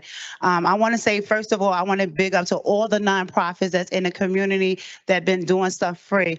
I think that if you see nonprofits and organizations that been doing stuff in the community, we need to uplift them and we need to start building buildings for them because that's a lot of work doing out there in the community. I'm also out of education in Gilmore. I respect him because let me tell you something. He took me out my apartment building again. I'm going to keep saying this and brought me to his spot. And I feel like he shouldn't be paying for me helping out the community. I feel City Hall already know about these organizations and they should come together and help them out and stop leaving it for us to do all the work. Not only that, we help people with apartments. I call Jerry Walker. I get information for welfare. We help with security jobs. We help with teenagers. We help with food. We do all of this out of education at Gilmore office, not out of, even out of his office, even in the building where I live at 450 Martin Luther King, where Ms. Webb be giving out food. We need help in our community. We need money in our community. It's no joke. I know you know because you rode past our community on Forest and Ocean. So you know how raggedy it is up that way. So we definitely need help in our community. So I'm begging y'all to look at the nonprofit organizations and look at them and help them out. Some resource of showing them of getting a building. It's mad properties out here that y'all can give out building. Look how it is in Newark. They helping them people out. I'm on Oak and Martin Luther King. Education to get more come up there and talk to them people. They need help. It's nothing up there for them to do. It's no resource. The only resource doors they allowed to come in and open up, it's 135 Monticello. And that's not fair. I was just talking to Erica and the thing, like, I'm overwhelmed helping with apartments, helping with jobs, helping with their light bills. And it's not fair because y'all know that. Y'all know me. Y'all know that these organizations need some backup and y'all should be able to help them. They shouldn't always just draw on Education to Gilmore because he know me and he in my community. It should be all of y'all helping out with the organization.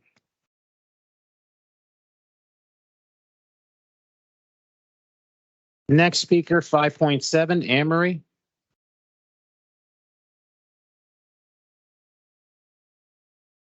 Anne Marie Nazaro, Jersey City Together, and Our Lady of Sorrows Parish also. Born in the Margaret Hague, and very proud of this city tonight for the honoring of the heroic act of Julia Santana, 5-year-old Julia, and also for memorializing the house of Venus Extravaganza House on 8th Street. I'm proud of those things. What I'm not proud of is what I want to share with you tonight. The whole business of sending out behavioral health specialists, mental health and outreach workers with police is happening all over the state of New Jersey. And what I am not proud of our city for is that it's not happening here. I want to tell you where it is happening very effectively. Camden County, Clementon, Gibbsboro, Lindenwold, Pine Hill, and Voorhees. Essex County, Newark, 2 years ago, helped their police force by complementing it with social workers and outreach workers, crisis workers. Union County, Elizabeth, Roselle Park, Linden, Cranford. The Brookings Institute did a study of the Union County work, the social work, behavioral health specialists going out with police. They studied 335 cases of crisis intervention by the team, the behavioral health and the police, or sometimes just the behavioral health specialists. And in those 335 cases, only 2%, 7 of them ended up in arrest. 98% ended up in treatment, which is what a person with a mental health or a substance use challenge needs. Not jail, treatment. We are so, as Bill said, my activist colleague Bill Lillis, as he said, we are discouraged. But discouraged is a human natural reaction. We are discouraged, but we are not defeated. And you are not going to stop hearing from us. We are not going to settle for, oh, we put it on the shelf. Oh, we took the money out of 2022. Oh, the medical center came in with way too high a proposal. If the proposal's too high, you sit down with them. You have the clout of the city. Thank you very much. Negotiate and get some of the arrived team money from the Attorney General's program. Thank you, Anne Marie. And please make this happen. See you Thank you. again. Our next speaker, 5.8, China.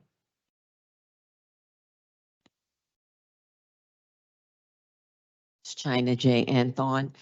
I live on 59 Atlantic, and I am here because I've been living there for 14 years. I had a cousin that built a house there. I moved to Jersey to help him.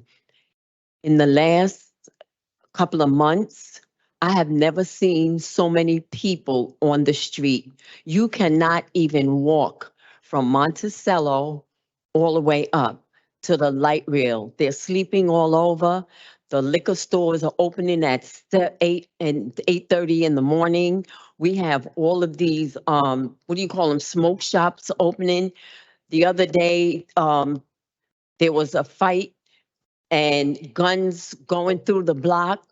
The off-duty and undercover rang my bell because they wanted to see the camera. It's too much. It's too much loitering. It's too much everybody all over the place. And the more these shops open, the worse it gets. I have never seen anything like it. And it is really, my granddaughter said to me, "Can we move to Canada?" I'm like, "Canada? No, we can't." It's just awful. And something needs to be done. They're building all these new luxury apartment buildings. I wouldn't buy an apartment in one of those. Not the way you can't walk. The other night, it was at least 200 girls out there fighting. All these police cars, they was all just standing around. They sit on the corner of Oak. They sit on the corner of Forest. Nobody does anything. I don't understand it. Something needs to be done. You need to ride through. Just like Tina Nail said, you need to ride through and see what's going on. It's a hot mess. You cannot walk. You can't roll a baby carriage, the elderly, they have parking everywhere, the buses. You can't get off the bus without cars there. People are double parked, triple parked. Something needs to be done. You really need to ride through. It's too much. It's just too much. And it's very depressing. It's very depressing. Thank you.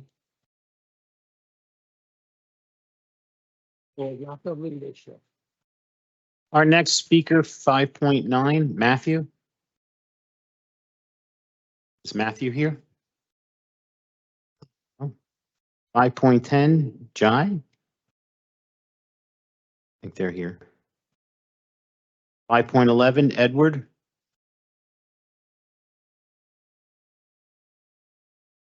This guy.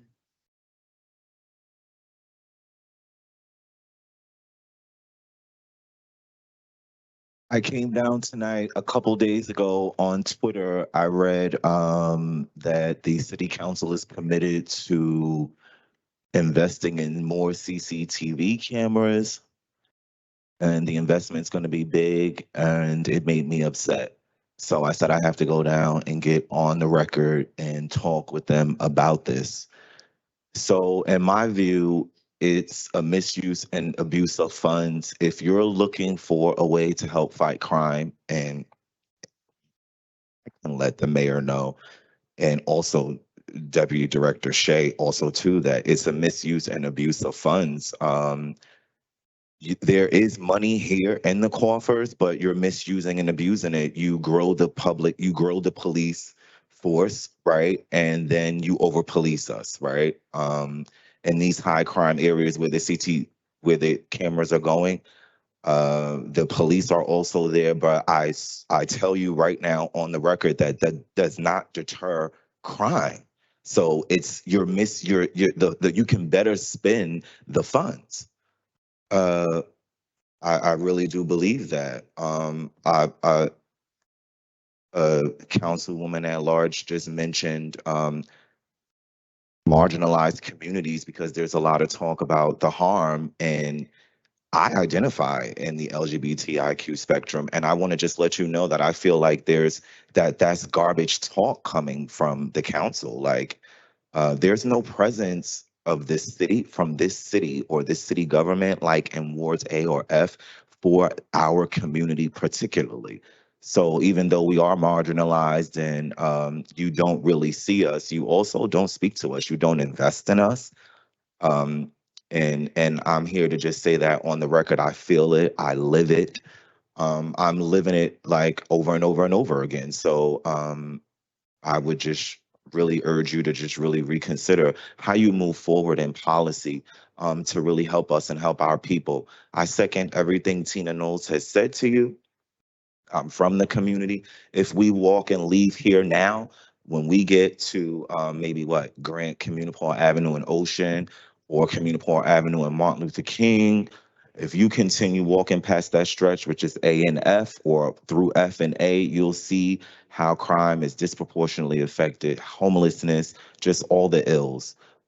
Take some time out. You can pray about it. You can personally reach out to community organizations that are on the ground who feel like we really know what the answers are. We have, you should really consider that. I assume that I'll be back to talk to you because it's obvious that this body is into passing harmful policy, but we'll see what the future holds. Thank you.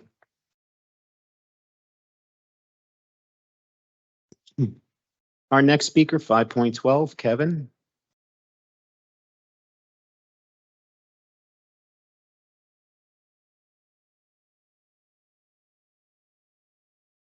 Good evening. My name is Kevin Weller of Portside Towers East, Ward F. Given I am involved in active mediation with Equity Residential, although the parties to the mediation have agreed we can still discuss equity here within certain parameters. In respect of that process and to show good faith on our part, I will not discuss equity at all at this council meeting. I've also asked other speakers not to discuss equity tonight. With regard to Mr. Baker and questions he posed to our legal representation related to a few previous speeches at council meetings, I will not discuss those matters here either until Mr. Baker's email is responded to, which I expect will be soon. I appreciate his interest and follow-up. About that, I will only restate generally that if Jersey City enforces Ordinance 260, we will not take legal action against Jersey City related to that matter and with respect to our two buildings. If the laws are followed, it is my intention to work with the city, including with Mr. Baker, with regard to any information that might be helpful to him and the city. I sincerely hope we end up being on the same side of the issues at hand. Now that the disclaimers are out of the way, I am here again to advocate for Mayor Fulop to be in full compliance with all state laws and for the enforcement of city ordinances, including Ordinance 260. I understand an argument could be made that by way of the administrative process, Ordinance 260 is being enforced, provided that by the end of the administrative process, it ultimately is, which could happen at our next rent leveling board hearing. Even Dinah Hendon told me as much at one of the rent leveling board hearings we both attended before she left her position. She said, and I'm paraphrasing, she could have made a mistake. Mistakes are curable via the next step in the process. That's why there's an appeal process.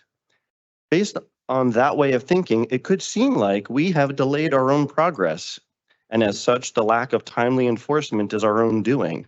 So what is going on here? Either we just like to fight, or we're not intelligent, or we know something very important about what has happened that has caused us to attempt to address it. And addressing it required everything we have done, and perhaps some things we may yet have to do. We dug and we dug and we dug, and we found out about things we were never intended to know. Now we are in a process, and in some ways a game of chess, or at times even a game of chicken.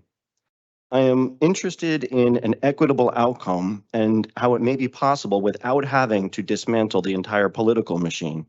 If our mediation is not successful, we are at a fork in the road with two possible outcomes at the rent leveling board that are each good for us, but only one is good for the city. And it is not acceptable if the city does not enforce Ordinance 260. Thank you very much.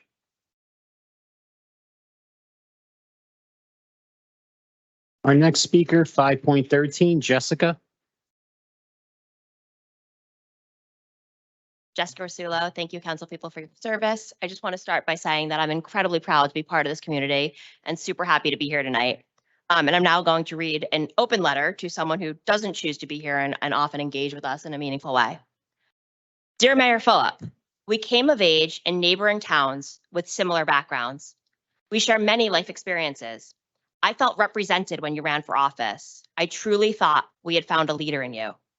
I was wrong. For years, I filtered everything I heard about you to reflect only the brightest of light. I ignored story after story of your corruption and deceit. I dismissed without research the allegations surrounding your home purchase. I was wrong. I have lived in Jersey City for almost 10 years. I have chosen to make Jersey City home for my family. For many reasons, I, along with 72% of Jersey City residents, rent my home. For years, my neighbors and I naively accepted 5, 10, 12% rent increases year after year, thinking there was nothing we could do. Then our landlord introduced the recurring 30% rent increase, and we organized, researched, and asked questions. We started simple. New Jersey says a landlord cannot make you pay an increase in rent that is so large that it's unconscionable. I'd be hard pressed to find a legal mind who would say that 30% is conscionable while our economy runs at a CPI of 4.9% max. Mayor Phillip, we genuinely thought it was simple. Protect your constituents from unconscionable rent increases as per the law. But the law is vague, and apparently your donors are way more specific. 35, 40, 50% increases followed. Now we weren't just angry, we were afraid for our homes, and we were activated. It took many hours, but not many months for us to analyze Jersey City rent control laws. Section 260. Mayor, you may want to take the time to read this. We found the laws of your city are quite clear. There's a specific time frame and process for a landlord to file an exemption from rent control. We found our landlord did not file for an exemption. We have written acknowledgement of this. We demand that you enforce the law as you are sworn to do. My neighbors and I have spent the last year educating your council on your laws. We've implored all elected and appointed officials who have a responsibility to represent the people of Jersey City to abide by the law. We have researched and proposed a way forward for everyone. We've been at every council meeting. We have sacrificed our time fighting for your constituents. Mayor Phillip, where are you? Where is your outrage, your action, or even your acknowledgement of the painful mistreatment of your constituents? Where are you? Your people are suffering. We are here fighting to make your community a better place without you. Where are you? The only clear action we've seen from Mayor Phillip, and it pains me to say this, is apparent suppression of our First Amendment rights by censoring our discourse in public forums. Next speaker, 5.14, Judith. Thank you. Judith Rogers, apartment 3A, 100 Montgomery. I am a senior citizen. My rent was increased 9%. I stopped breathing 2 times in my life. I had to be revived from asthma. I'm concerned living next to an apartment that is being renovated, gutted, and restructured. There's a new hole in my bathroom wall since Thursday. I don't use my bathroom. It smells. Are there holes in my closet, on my clothes, on my bath towels? It matters to me. I'm also concerned the 3rd floor electrical closet next to 3C being renovated. If there's ever a fire, I'm toast. My apartment is not fireproof. In 2023, a New York City parking structure collapsed and killed 1 person. The fire department used a robotic dog to survey the unstable structure. The building department in New York City reviewed and shut down 4 parking structures: Battery Park, Chinatown, Coney Island, and Park Slope. There is a problem similar to 100 Montgomery. Why wait for a catastrophe? The apartments are flooding and smell. I heard a new tenant saying he had a flood in the new apartment. There are 2 new tenants. What happens when there's 10? There are 23 floors, 14 apartments per floor. The 24th floor is finished. However, the rest of the apartment building is patchwork. Did the county conduct a structural inspection before they started the work? Is 100 Montgomery the original structure designed for the modifications? Has anyone checked?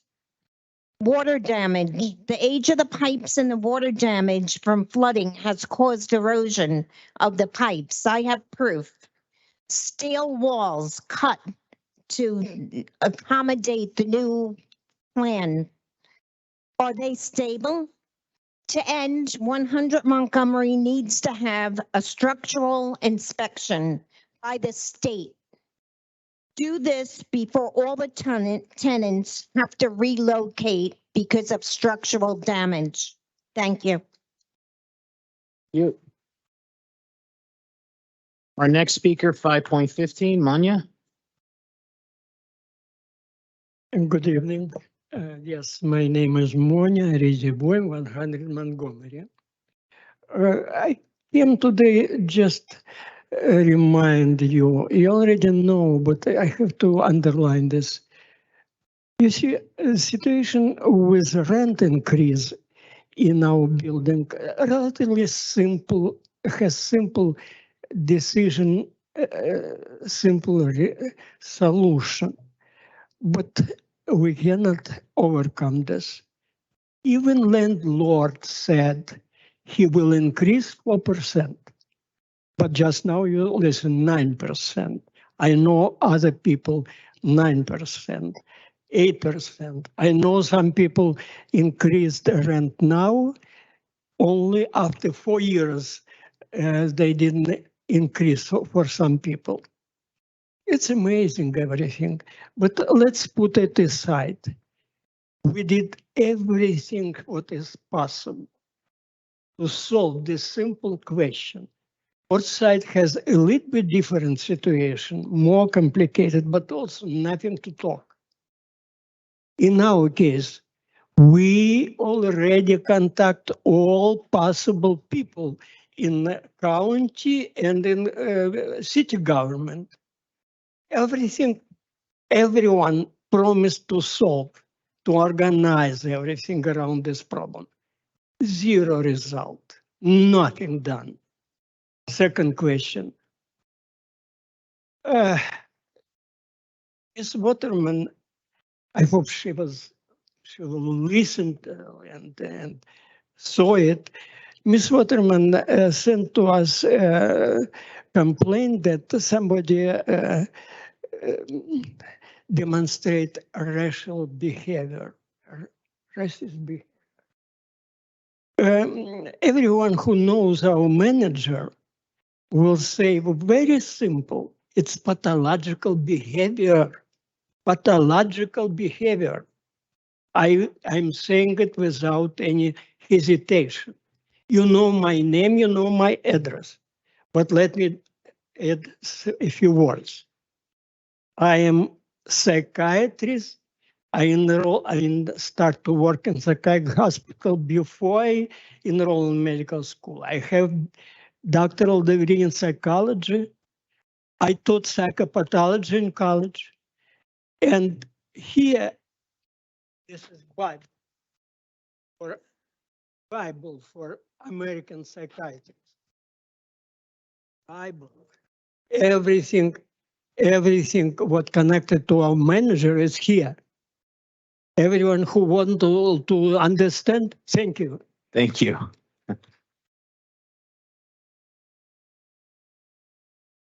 Next speaker, 5.16, Suzanne.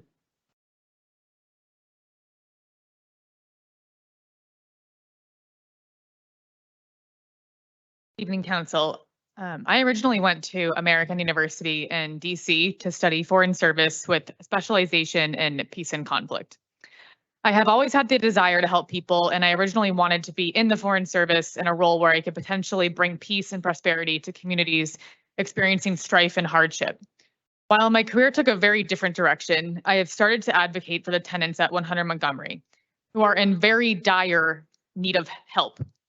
Before I continue, I'd like to thank Councilman Solomon and his assistant, Rachel Salinas, for coordinating a meeting this coming Monday to discuss the issues and concerns from the tenants in conjunction with several departments from the city, the waterfront project, and the landlord.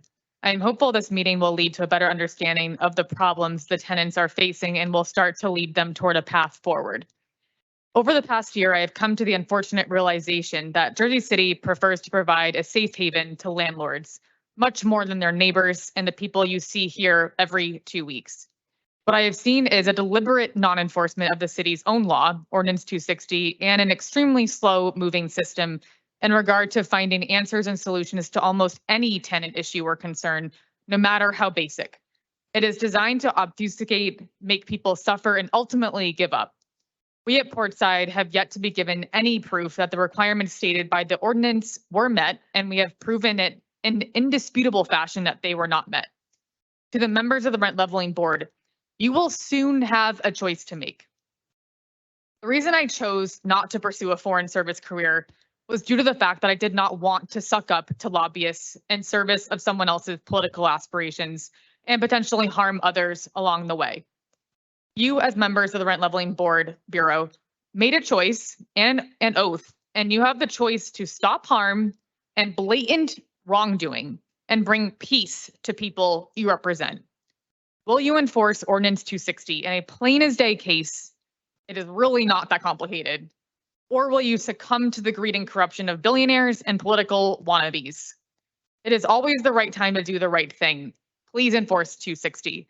I actually have 42 seconds left, which I never ever do. So I'm gonna say something. I'm appalled that this whatever luxury high-rise building that the gentleman spoke about before doesn't have to pay real estate taxes.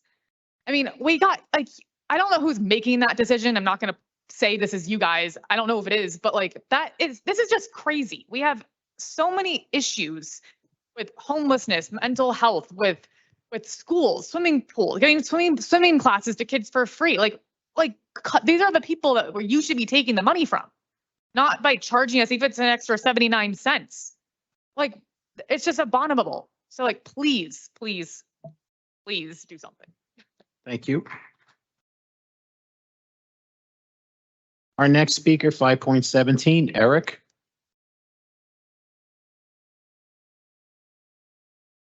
Good evening, council members. Please support our effort to enforce rent control in any way you can. This will affect and improve the life of so many of Jersey City's residents. The price increases most renters have faced in the past few years are way above what can be justified if you look at the consumer price index and other indicators. What we are seeing is what many economists call greedflation. They overcharge because they're now able to do it, using new software to cooperate and coordinate their rent, setting to optimize profit in a near monopoly market. This is why we have Ordinance 260. To have rent control in place to avoid greedy landlords from pushing out tenants.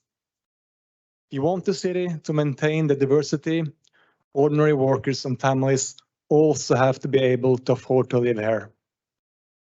So many of my neighbors have had to move out because of the incredible rent increases. And my family will most likely join them when next renewal is due. So again, please do whatever is in your power to enforce the current laws. Thank you.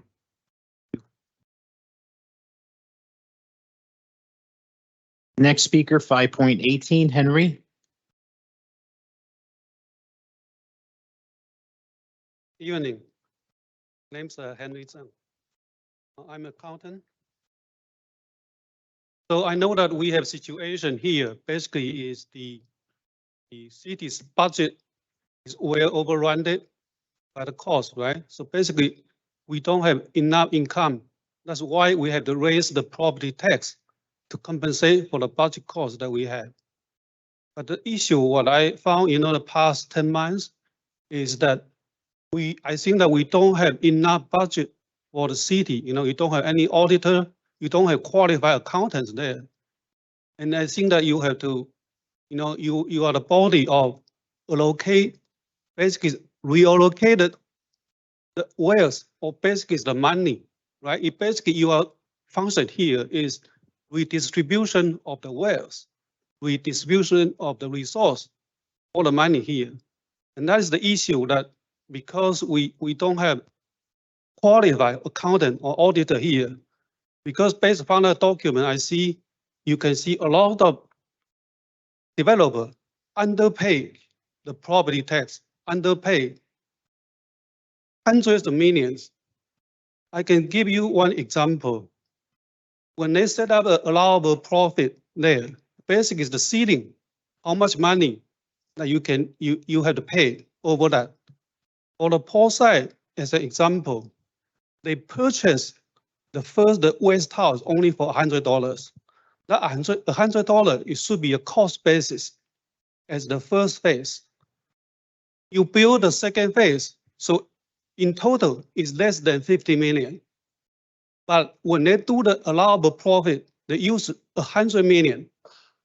100 million, you think about it, that is ceilings very, very high. Even they have raised the rent for 2 years, you can see that it never made that ceiling. How could that be? You raise 20%, 30%, you still won't make that ceiling of that excess profit. Something's wrong there. So basically, you need a lot of auditor, you need a lot of accountant, try to figure it out. Because when someone file that application, you just throw in the drawer, put it away. You don't know, nobody looking at. You have to look at where's the number there, and then you have to, if they breach the contract, we have to do the follow up, because this is a lot of money. You just draining away.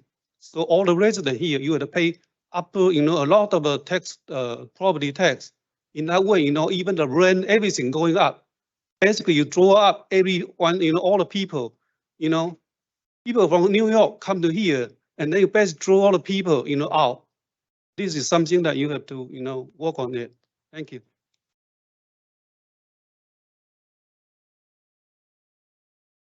Next speaker, 5.19, Gracie. Evening, Gracie, just bring down the mic to you. council members. My name is Gracie Jolly, and I have been a resident at 155 Washington Street for over 20 years. I have had the opportunity to speak before you several times. Each time I requested that you do what is within your powers to ensure the enforcement of Ordinance 260. I ask that you continue your work in this regard, and I thank you for doing what you can. Tonight, I would especially like to thank Councilman James Solomon for his work in co-authoring the Resolution 23-531, which will be voted upon later tonight. Both siders understand the importance of opera, and we are proud to have a city council that will uphold the principle of transparency in government. For this reason, I encourage you to vote in the affirmative on this resolution so that Jersey City is among its peers documenting its opposition to weakening opera. Thank you.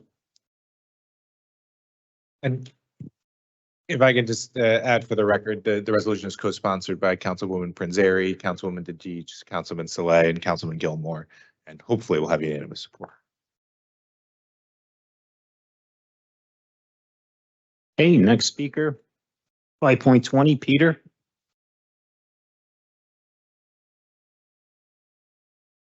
Good evening, members of the City Council. I would like to first thank Councilman Solomon and all of his co-sponsors for his resolution supporting the protection of Oprah and opposing the New Jersey Assembly bills that have been proposed to weaken it.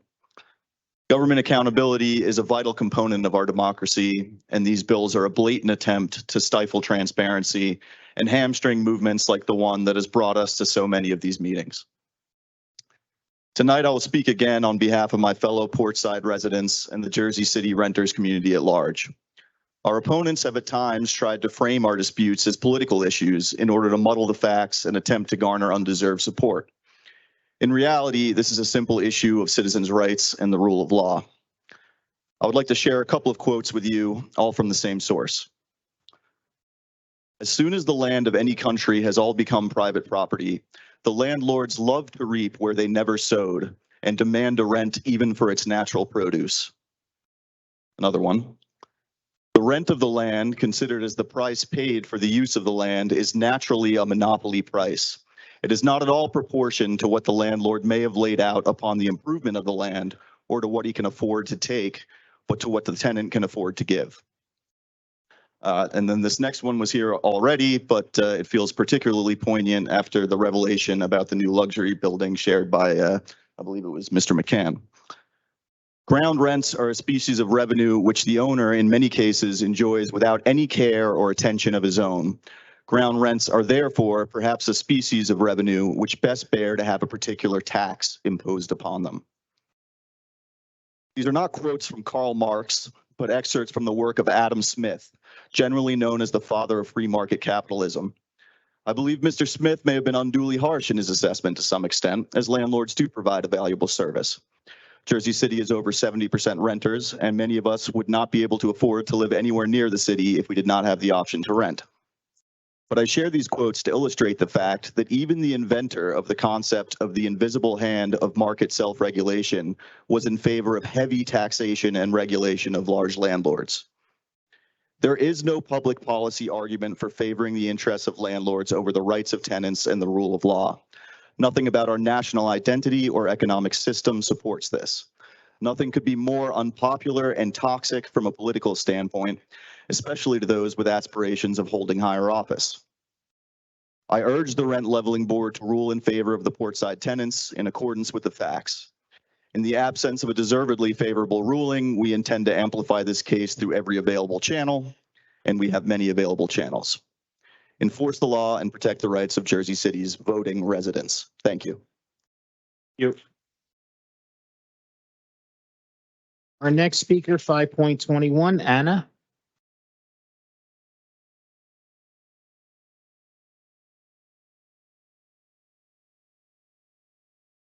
Hello. Thank you. I'm Anna Davies, and I'm here in support of all my neighbors and our community.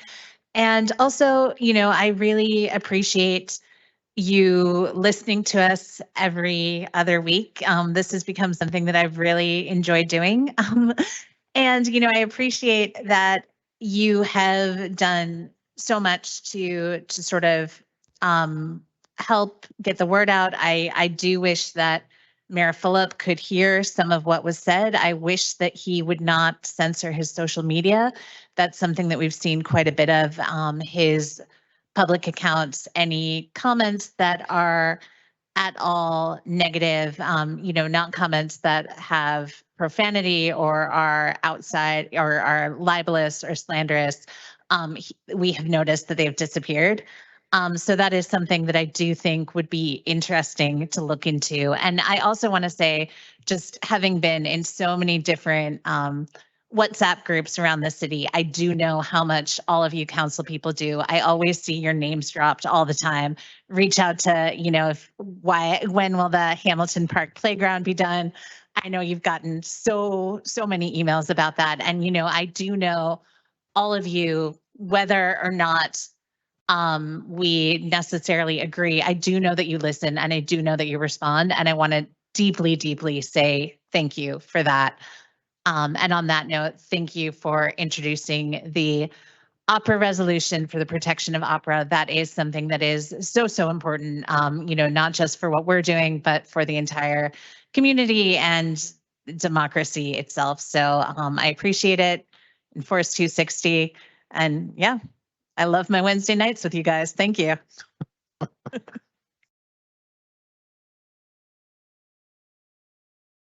Our next speaker, 5.22, Great Lucy. Okay. My name is Lucy, and I just want to say that this is my third time here, and it might not be a lot, but it's a lot for me. We we are not going to stop telling you until we get our credit.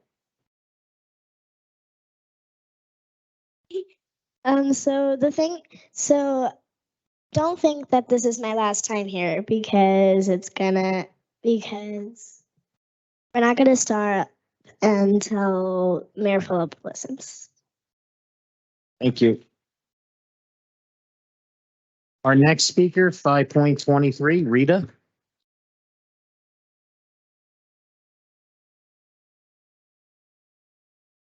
Good evening, council members. It's been some time since I've come to speak with you. I'm returning to request once again your support in enforcing Ordinance 260. On August 2nd, it will mark 1 year since I submitted my petition for illegal rent increases.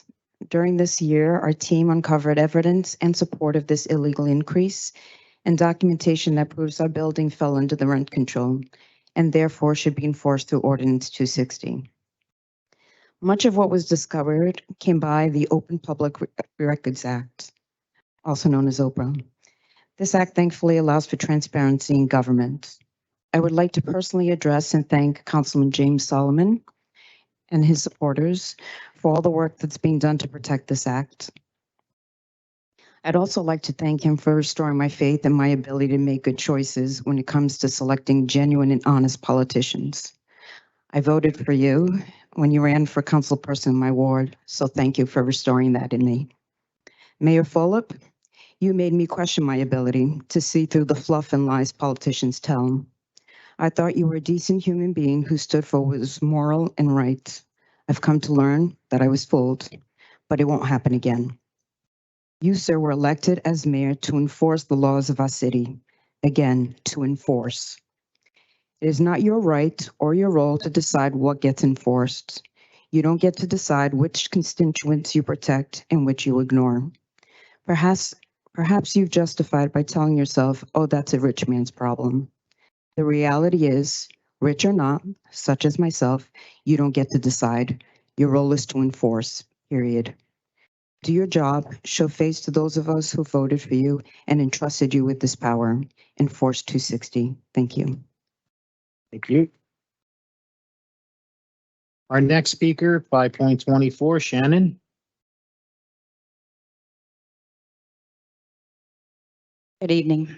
I just came from a 12+ hour shift and I am very tired. Last week I worked more than full time and made appointments to house hunt in neighboring cities where my rent won't be unlawfully raised year to year. As we speak, I'm still negotiating with my landlord, but it's up in the air. We're looking at 31% increase over 2 years. I came to Jersey City for a new start after getting out of an abusive situation, and I've been finding it in my work and in the community at Portside Towers. It's been more important than I can adequately articulate. I believe I'm a valuable resident, whether it's helping a neighbor with a health concern, which I've done, checking blood pressures and vital signs, answering questions about good local doctors to go to, or looking after pets while people go on vacation. I do my best to contribute. When people back home in the Midwest heard that I was coming to New Jersey for a career opportunity, I got a lot of, I'm happy for you about the job, but I'm sorry you have to move to Jersey, which makes me laugh because folks back home don't know the Jersey that I know. I think they picture Tony Soprano. But what I know is libraries and parks, theaters, so much music and all kinds of delicious food and the most incredible people. However, we also have greed and corruption demonstrated by certain corporations that I won't name, Kevin.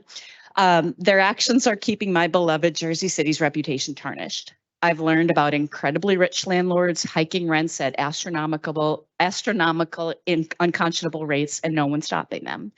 Shady relationships, special favors, and flagrant disregard of rules that are supposed to help regular citizens stay here, build lives, and contribute their diverse gifts.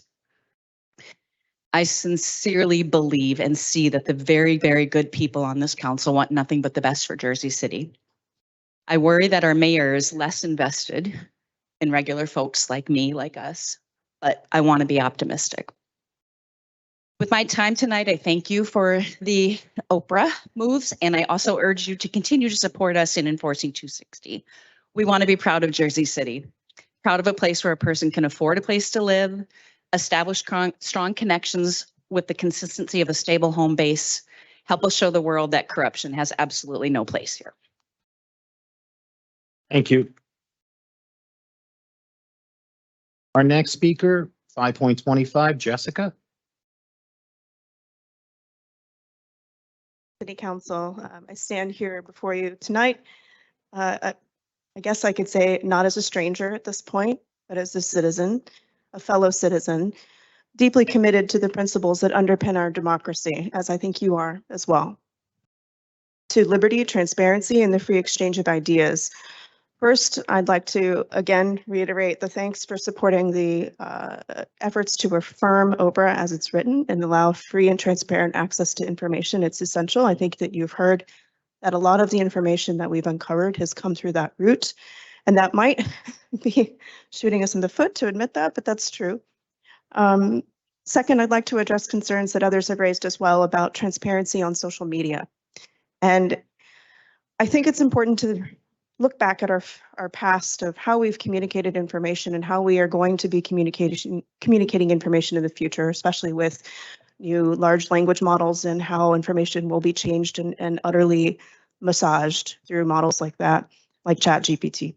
So Thomas Jefferson once said, information is the currency of democracy. In the digital age, this currency has taken on this new form where social media includes platforms where voices from all walks of life can converge. And this ideally does create a vibrant marketplace of ideas. But this marketplace is under threat from censorship and lack of transparency. Each one of you, esteemed council members, has been elected to serve the people, to uphold their rights, and to ensure their voices are heard. And I implore you and the mayor to extend this duty to the digital realm. I understand that you may fear the potential harm that can arise from unchecked speech, but let me remind you of the words of the English poet John Milton, who said, "Give me the liberty to know, to utter, and to argue freely according to conscience above all liberties." Freedom of speech is not just a right that we enjoy here in the United States, but it's the bedrock upon which our society stands. Transparency is not a threat to democracy, but its strongest safeguard, and it is the sunlight that exposes the truth, dispels rumors, and fosters informed debate. Censorship, on the other hand, creates a breeding ground for misinformation and distrust, and I think that you're hearing from us and the community at large that there is a sense of misinformation, mishandling of information, misleading, and distrust. In the spirit of democracy, I urge you to support information access and oppose social media censorship. So please take an effort here to extend what you're doing to support access to information via Oprah and encourage the city and the city's officials to allow free and transparent communication on online forums. Thank you. Thank you. Okay, our next speaker, 5.26, Michelle. Good evening. Resolution 23-531, which I'll call the Keep Your Hands Off Oprah resolution, hopefully will be approved tonight. Like a few other speakers before me, I'd like to thank Councilman Solomon for his contribution to the city and its citizens by working to ensure our governments operate in the light and not the dark. And thank you also to all who supported this endeavor. The resolution gets it right when it states that the residents of Jersey City, New Jersey have a legitimate expectation that their government operate in an open and transparent manner.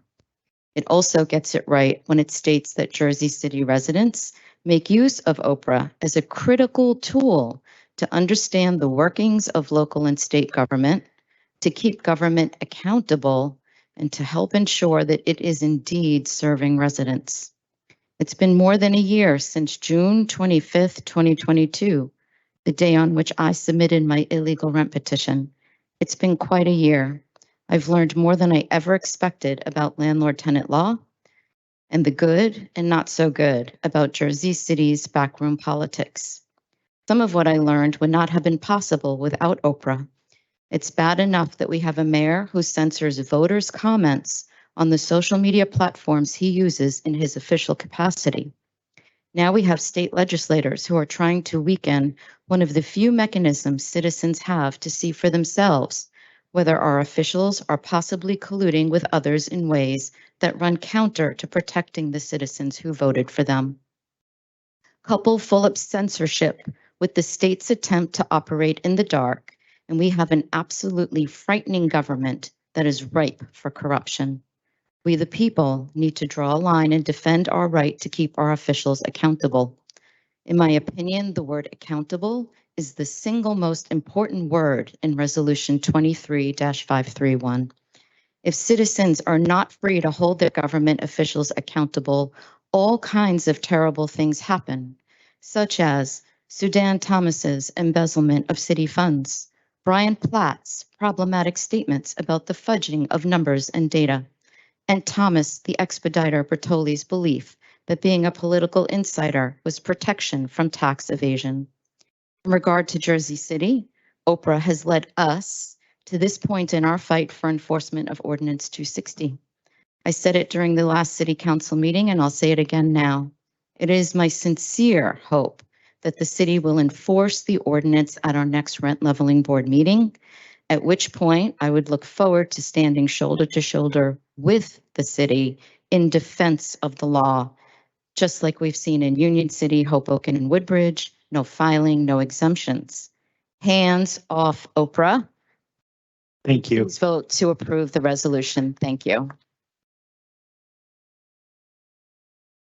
Our next speaker, 5.27, Sharmu.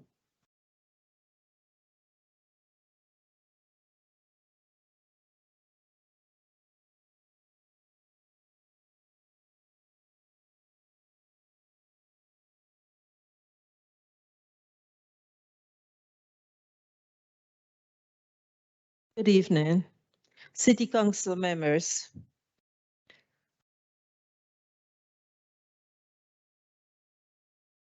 When you're passing these ordinances, it affects everyone. The homeowners in Greenville section are not privileged to enjoy the high rental as downtown. However, our tax is proportional, the same rate of water, sewer, insurance, and maintenance. So often I hear about these greedy landlords. I've been a landlord of Jersey City with small family home. I've had renters for 13, one of them 26 years. $1,200 is the rent in the Greenville section. So when we're talking about greedy landlords and these ordinances, city council members, I want you to take into consideration the Greenville section is not downtown Jersey City. I live in the Greenville section next to Curry Woods. My tax went up from 10,000 something to 16,000 something. It's public record. You can check that. How much increase can I give to a tenant? Most of my tenants have lived with me over 12 years, most of them. How much increase can I give to those tenants? Secondly, in the Greenville section, as the previous speakers have spoken about the quality of life that has depreciated, the homelessness. I had to call the police officers several times, Miss Waterman and Miss Ridley would know. My house has the backyard of Curry Woods, which we are paying for low income. Yet I am totally disturbed throughout the summer. Let's talk about senior citizen. What are we doing for senior citizen discount? I haven't heard anything. I'm hearing tenant, and I do understand, I'm hearing tenant getting free attorney fees. As landlords, that's not included in our contract. In the Greenville section, it's a total ballgame that's different in the Greenville section from downtown. So when I hear about these greedy landlords, not all landlords are greedy. I have 2 bedrooms, including heat and hot water, that I've had a tenant for 17 years, $1,200. He's a senior, 82 years old. What do I do with him? He's still living there, yet my tax is proportional. I am paying the same proportion of tax as these $5,000 two-bedroom downtown. So let's not categorize everyone. However, when you're making your decision, I want you to think the Greenville section is different, and whoever represents us, please, we need to be represented too, because it doesn't apply to us. Thank you. Our next speaker, 5.28, Joel.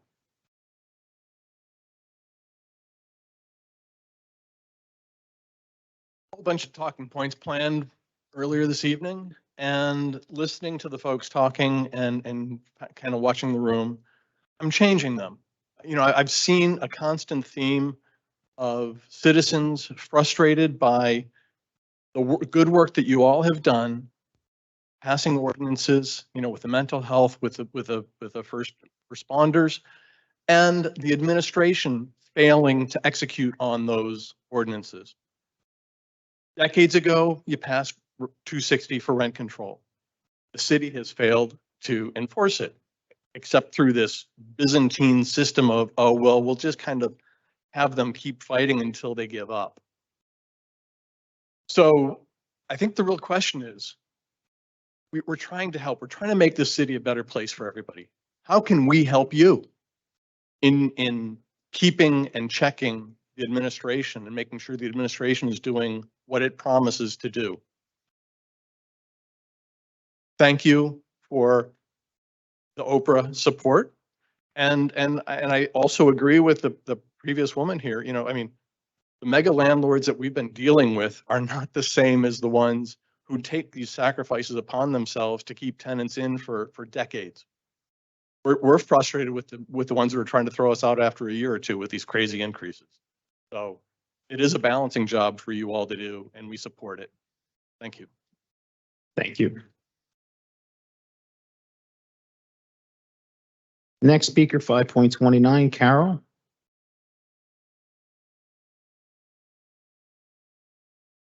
Carol's not here.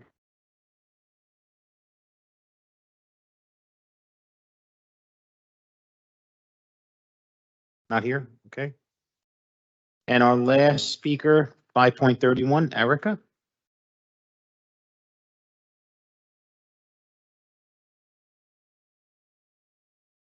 Good evening, Council. Good evening. I just wanted to say thank you so much for withdrawing Ordinance 23076. Thank you. The fact that R1 changes would automatically increase the value of residences' homes is both a gift and a curse. A gift only to those who can immediately afford those renovations necessary to make a profit on renting an additional unit. A curse to those who cannot. Those who cannot or choose not to upgrade to add a unit may not be able to afford the increased taxes that will result from a revow. A blanket ordinance may not be the answer at this time. Before we make these changes, we need a serious marketing campaign, at least 6 to 12 months in length, so that current Jersey City residents can take the necessary steps to prepare for these changes so that they aren't at the short end of the stick. When the administration put out that marketing campaign to make Jersey City yours, we know it wasn't speaking to current residents. If it were, there would have been a stream of educational programs and seminars providing homeowners with the knowledge and access to funding opportunities to buy up and redevelop land in Jersey City. A more appropriate campaign should have been Jersey City, keep it yours. What a disservice we've done to our longtime taxpayers. I ask that before we change these R1 standards, we first make sure current residents have a way to be the majority benefactors of it. I personally love the idea, but I know I'm not ready for it. Neither are my parents or grandparents who are homeowners. Let's create more real estate programs for our current taxpayers so that they can have a real shot at benefiting just as non-local developers have. Another reason why pausing R1 changes is a good idea is because before we say yes without variances and yes without applying for exceptions to increase density all across Jersey City, before we do that, can we first prepare our infrastructure so that we can handle the influx? We are not ready for more people. We are understaffed and can't even enforce the laws we have. We can't handle the number of constituents that we have, let alone 300,000. We first need better public transportation and more parking because people who bike need somewhere to park their cars while they're biking.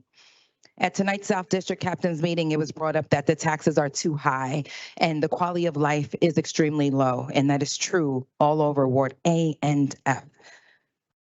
No taxation without representation. Please do not do not bring back the blanket R1 changes until current homeowners can be properly represented and prepared. We do not have 400 years of experience being greedy capitalists. Help us catch up. Thank you.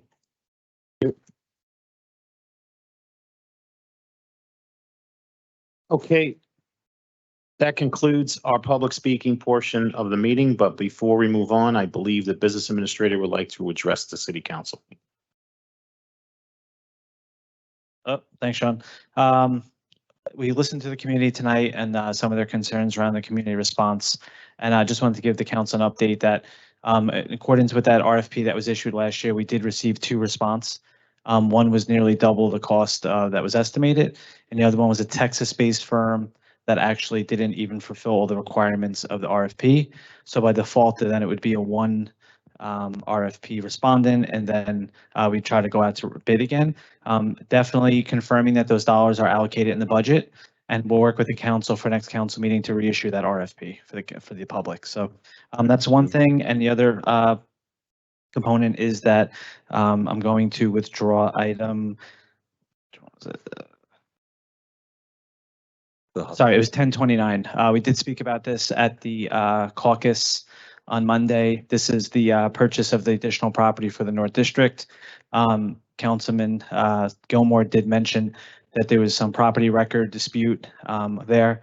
And there was a property, we're still investigating it, but the claim was that property was sold for $500,000, and now we're looking to purchase it for close to $1 million within the same year. And before the city dishes out so much cabbage, we just want to make sure we do our due diligence there. So agree with that. 100%. Okay. Thank you very much. All right. On to our petitions and communications. Any questions or comments on items 6.1 through 6.30? Hearing none. Any questions or comments on Office of Communications 7.1 through 7.10? Hearing none. Any questions or comments on Report of Directors 8.1 through 8.6? And on to our claims and addendums number 1 and number 2. Council members are going to be taking a vote on claims and addendums number 1 and number 2. Councilperson Prinzary. Aye. Councilperson Baggiano. Councilperson Saleh. Aye. Councilperson Solomon. Aye. Councilperson Gilmore. Aye. And Acting Council President DeGise. Aye. Claims and addendums number 1 and number 2 are approved 6-0, with council members Ridley, Rivera, and Waterman absent. On to our resolutions, items 10.1 through 10.13, with the exception of 10.3, which was approved earlier. Council members, again, items 10.1 through 10.13, with the exception of 10.3, which was approved earlier. Councilperson Prinzary. So just briefly on 10.8, Councilman Solomon, thank you for moving this forward and for bringing us on co-sponsor. Agree with you wholeheartedly that while there may be, spurious requests through our Oprah system for people who want to get more clients, increase their marketing or what have you, and I know that that is a big drain of resources on the clerk's office and also our law department. I also feel that there are so many more requests that are very, very legitimate, and that the state's way of managing through this is maybe going to have more unintended consequences than possible. So with that, I vote aye for all. Thank you, Councilperson Baggiano. Councilperson Saleh. Regarding 10.8, transparency matters, trust matters. It is the bedrock to a functional democracy, democracy where elected officials, agencies, departments are held to account. James Madison famously said that if people were angels, government would not be necessary. I would like to add a corollary to that and say if the government were angels, then Oprah would not be necessary. It is a privilege and an honor to serve, and we need to make sure that Oprah is strengthened and not watered down. The bills being proposed by the New Jersey Assembly do not do that. It should be called the Sunset Act because it doesn't have any sunshine to it. And I'm happy to voice our disapproval in unison as a council today. And with that, I vote aye for all. Councilperson Solomon.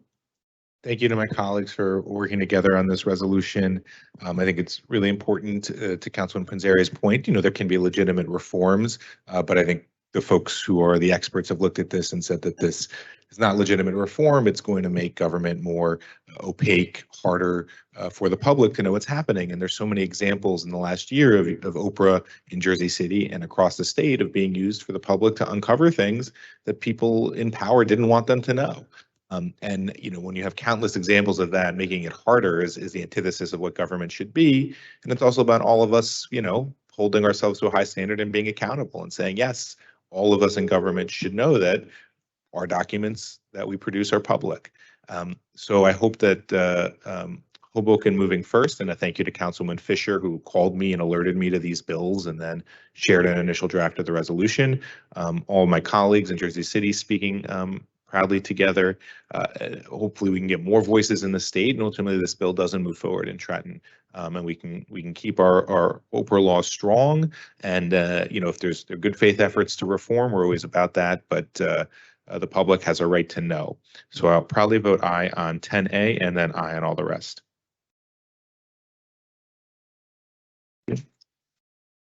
Councilperson Gilmore. Vote aye. I guess it's bittersweet for me, with regards to 10.8. I hate to even see that we're at this juncture where we have to, protect, Oprah restrictions. I wholeheartedly feel as though, the public should have access to all of this. Ultimately, these are the people that pay our salaries. So they should be privy to the decisions, the deals, to everything that goes on as it relates to government. So to make that harder in the process, I think it's a drastic step in the wrong direction. So I do want to thank my colleagues, thank Councilman Solomon for championing this legislation here. I probably vote aye. Thank you. And Acting Council President DeGise. On items 10.1 through 10.9, I vote aye. I have to abstain on 10.10. Aye on all the rest. Thank you very much. If just allow me to recap. Items 10.1 through 10.9 are approved 6-0 with council members Ridley, Rivera, and Waterman absent. Item 10.10 is approved 5-0-1 with Council President, Acting Council President DeGise abstaining. And that's 5-0-1 again. Sorry about that. And items 10.11 through 10.13 are approved 6-0 with, again, council members Ridley, Rivera, and Waterman absent. On to our next set of resolutions, items 10.14 through 10.22. Again, that's items 10.14 through 10.22. Councilperson Prinzary. Aye for all. Councilperson Baggiano. Councilperson Saleh. Aye for all. Councilperson Solomon. Aye for all. Councilperson Gilmore. Aye. And Acting Council President DeGise.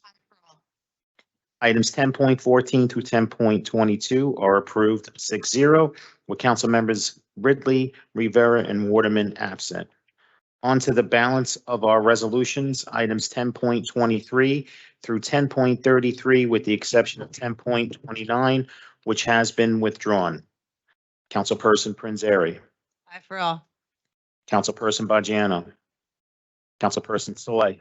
Aye for all. Councilperson Solomon. Aye. Councilperson Gilmore. Aye. And Acting Council President DeGise. Items 10.23 through 10.33, with the exception of 10.29, which has been withdrawn, are approved 6-0 with council members Ridley, Rivera, and Waterman absent.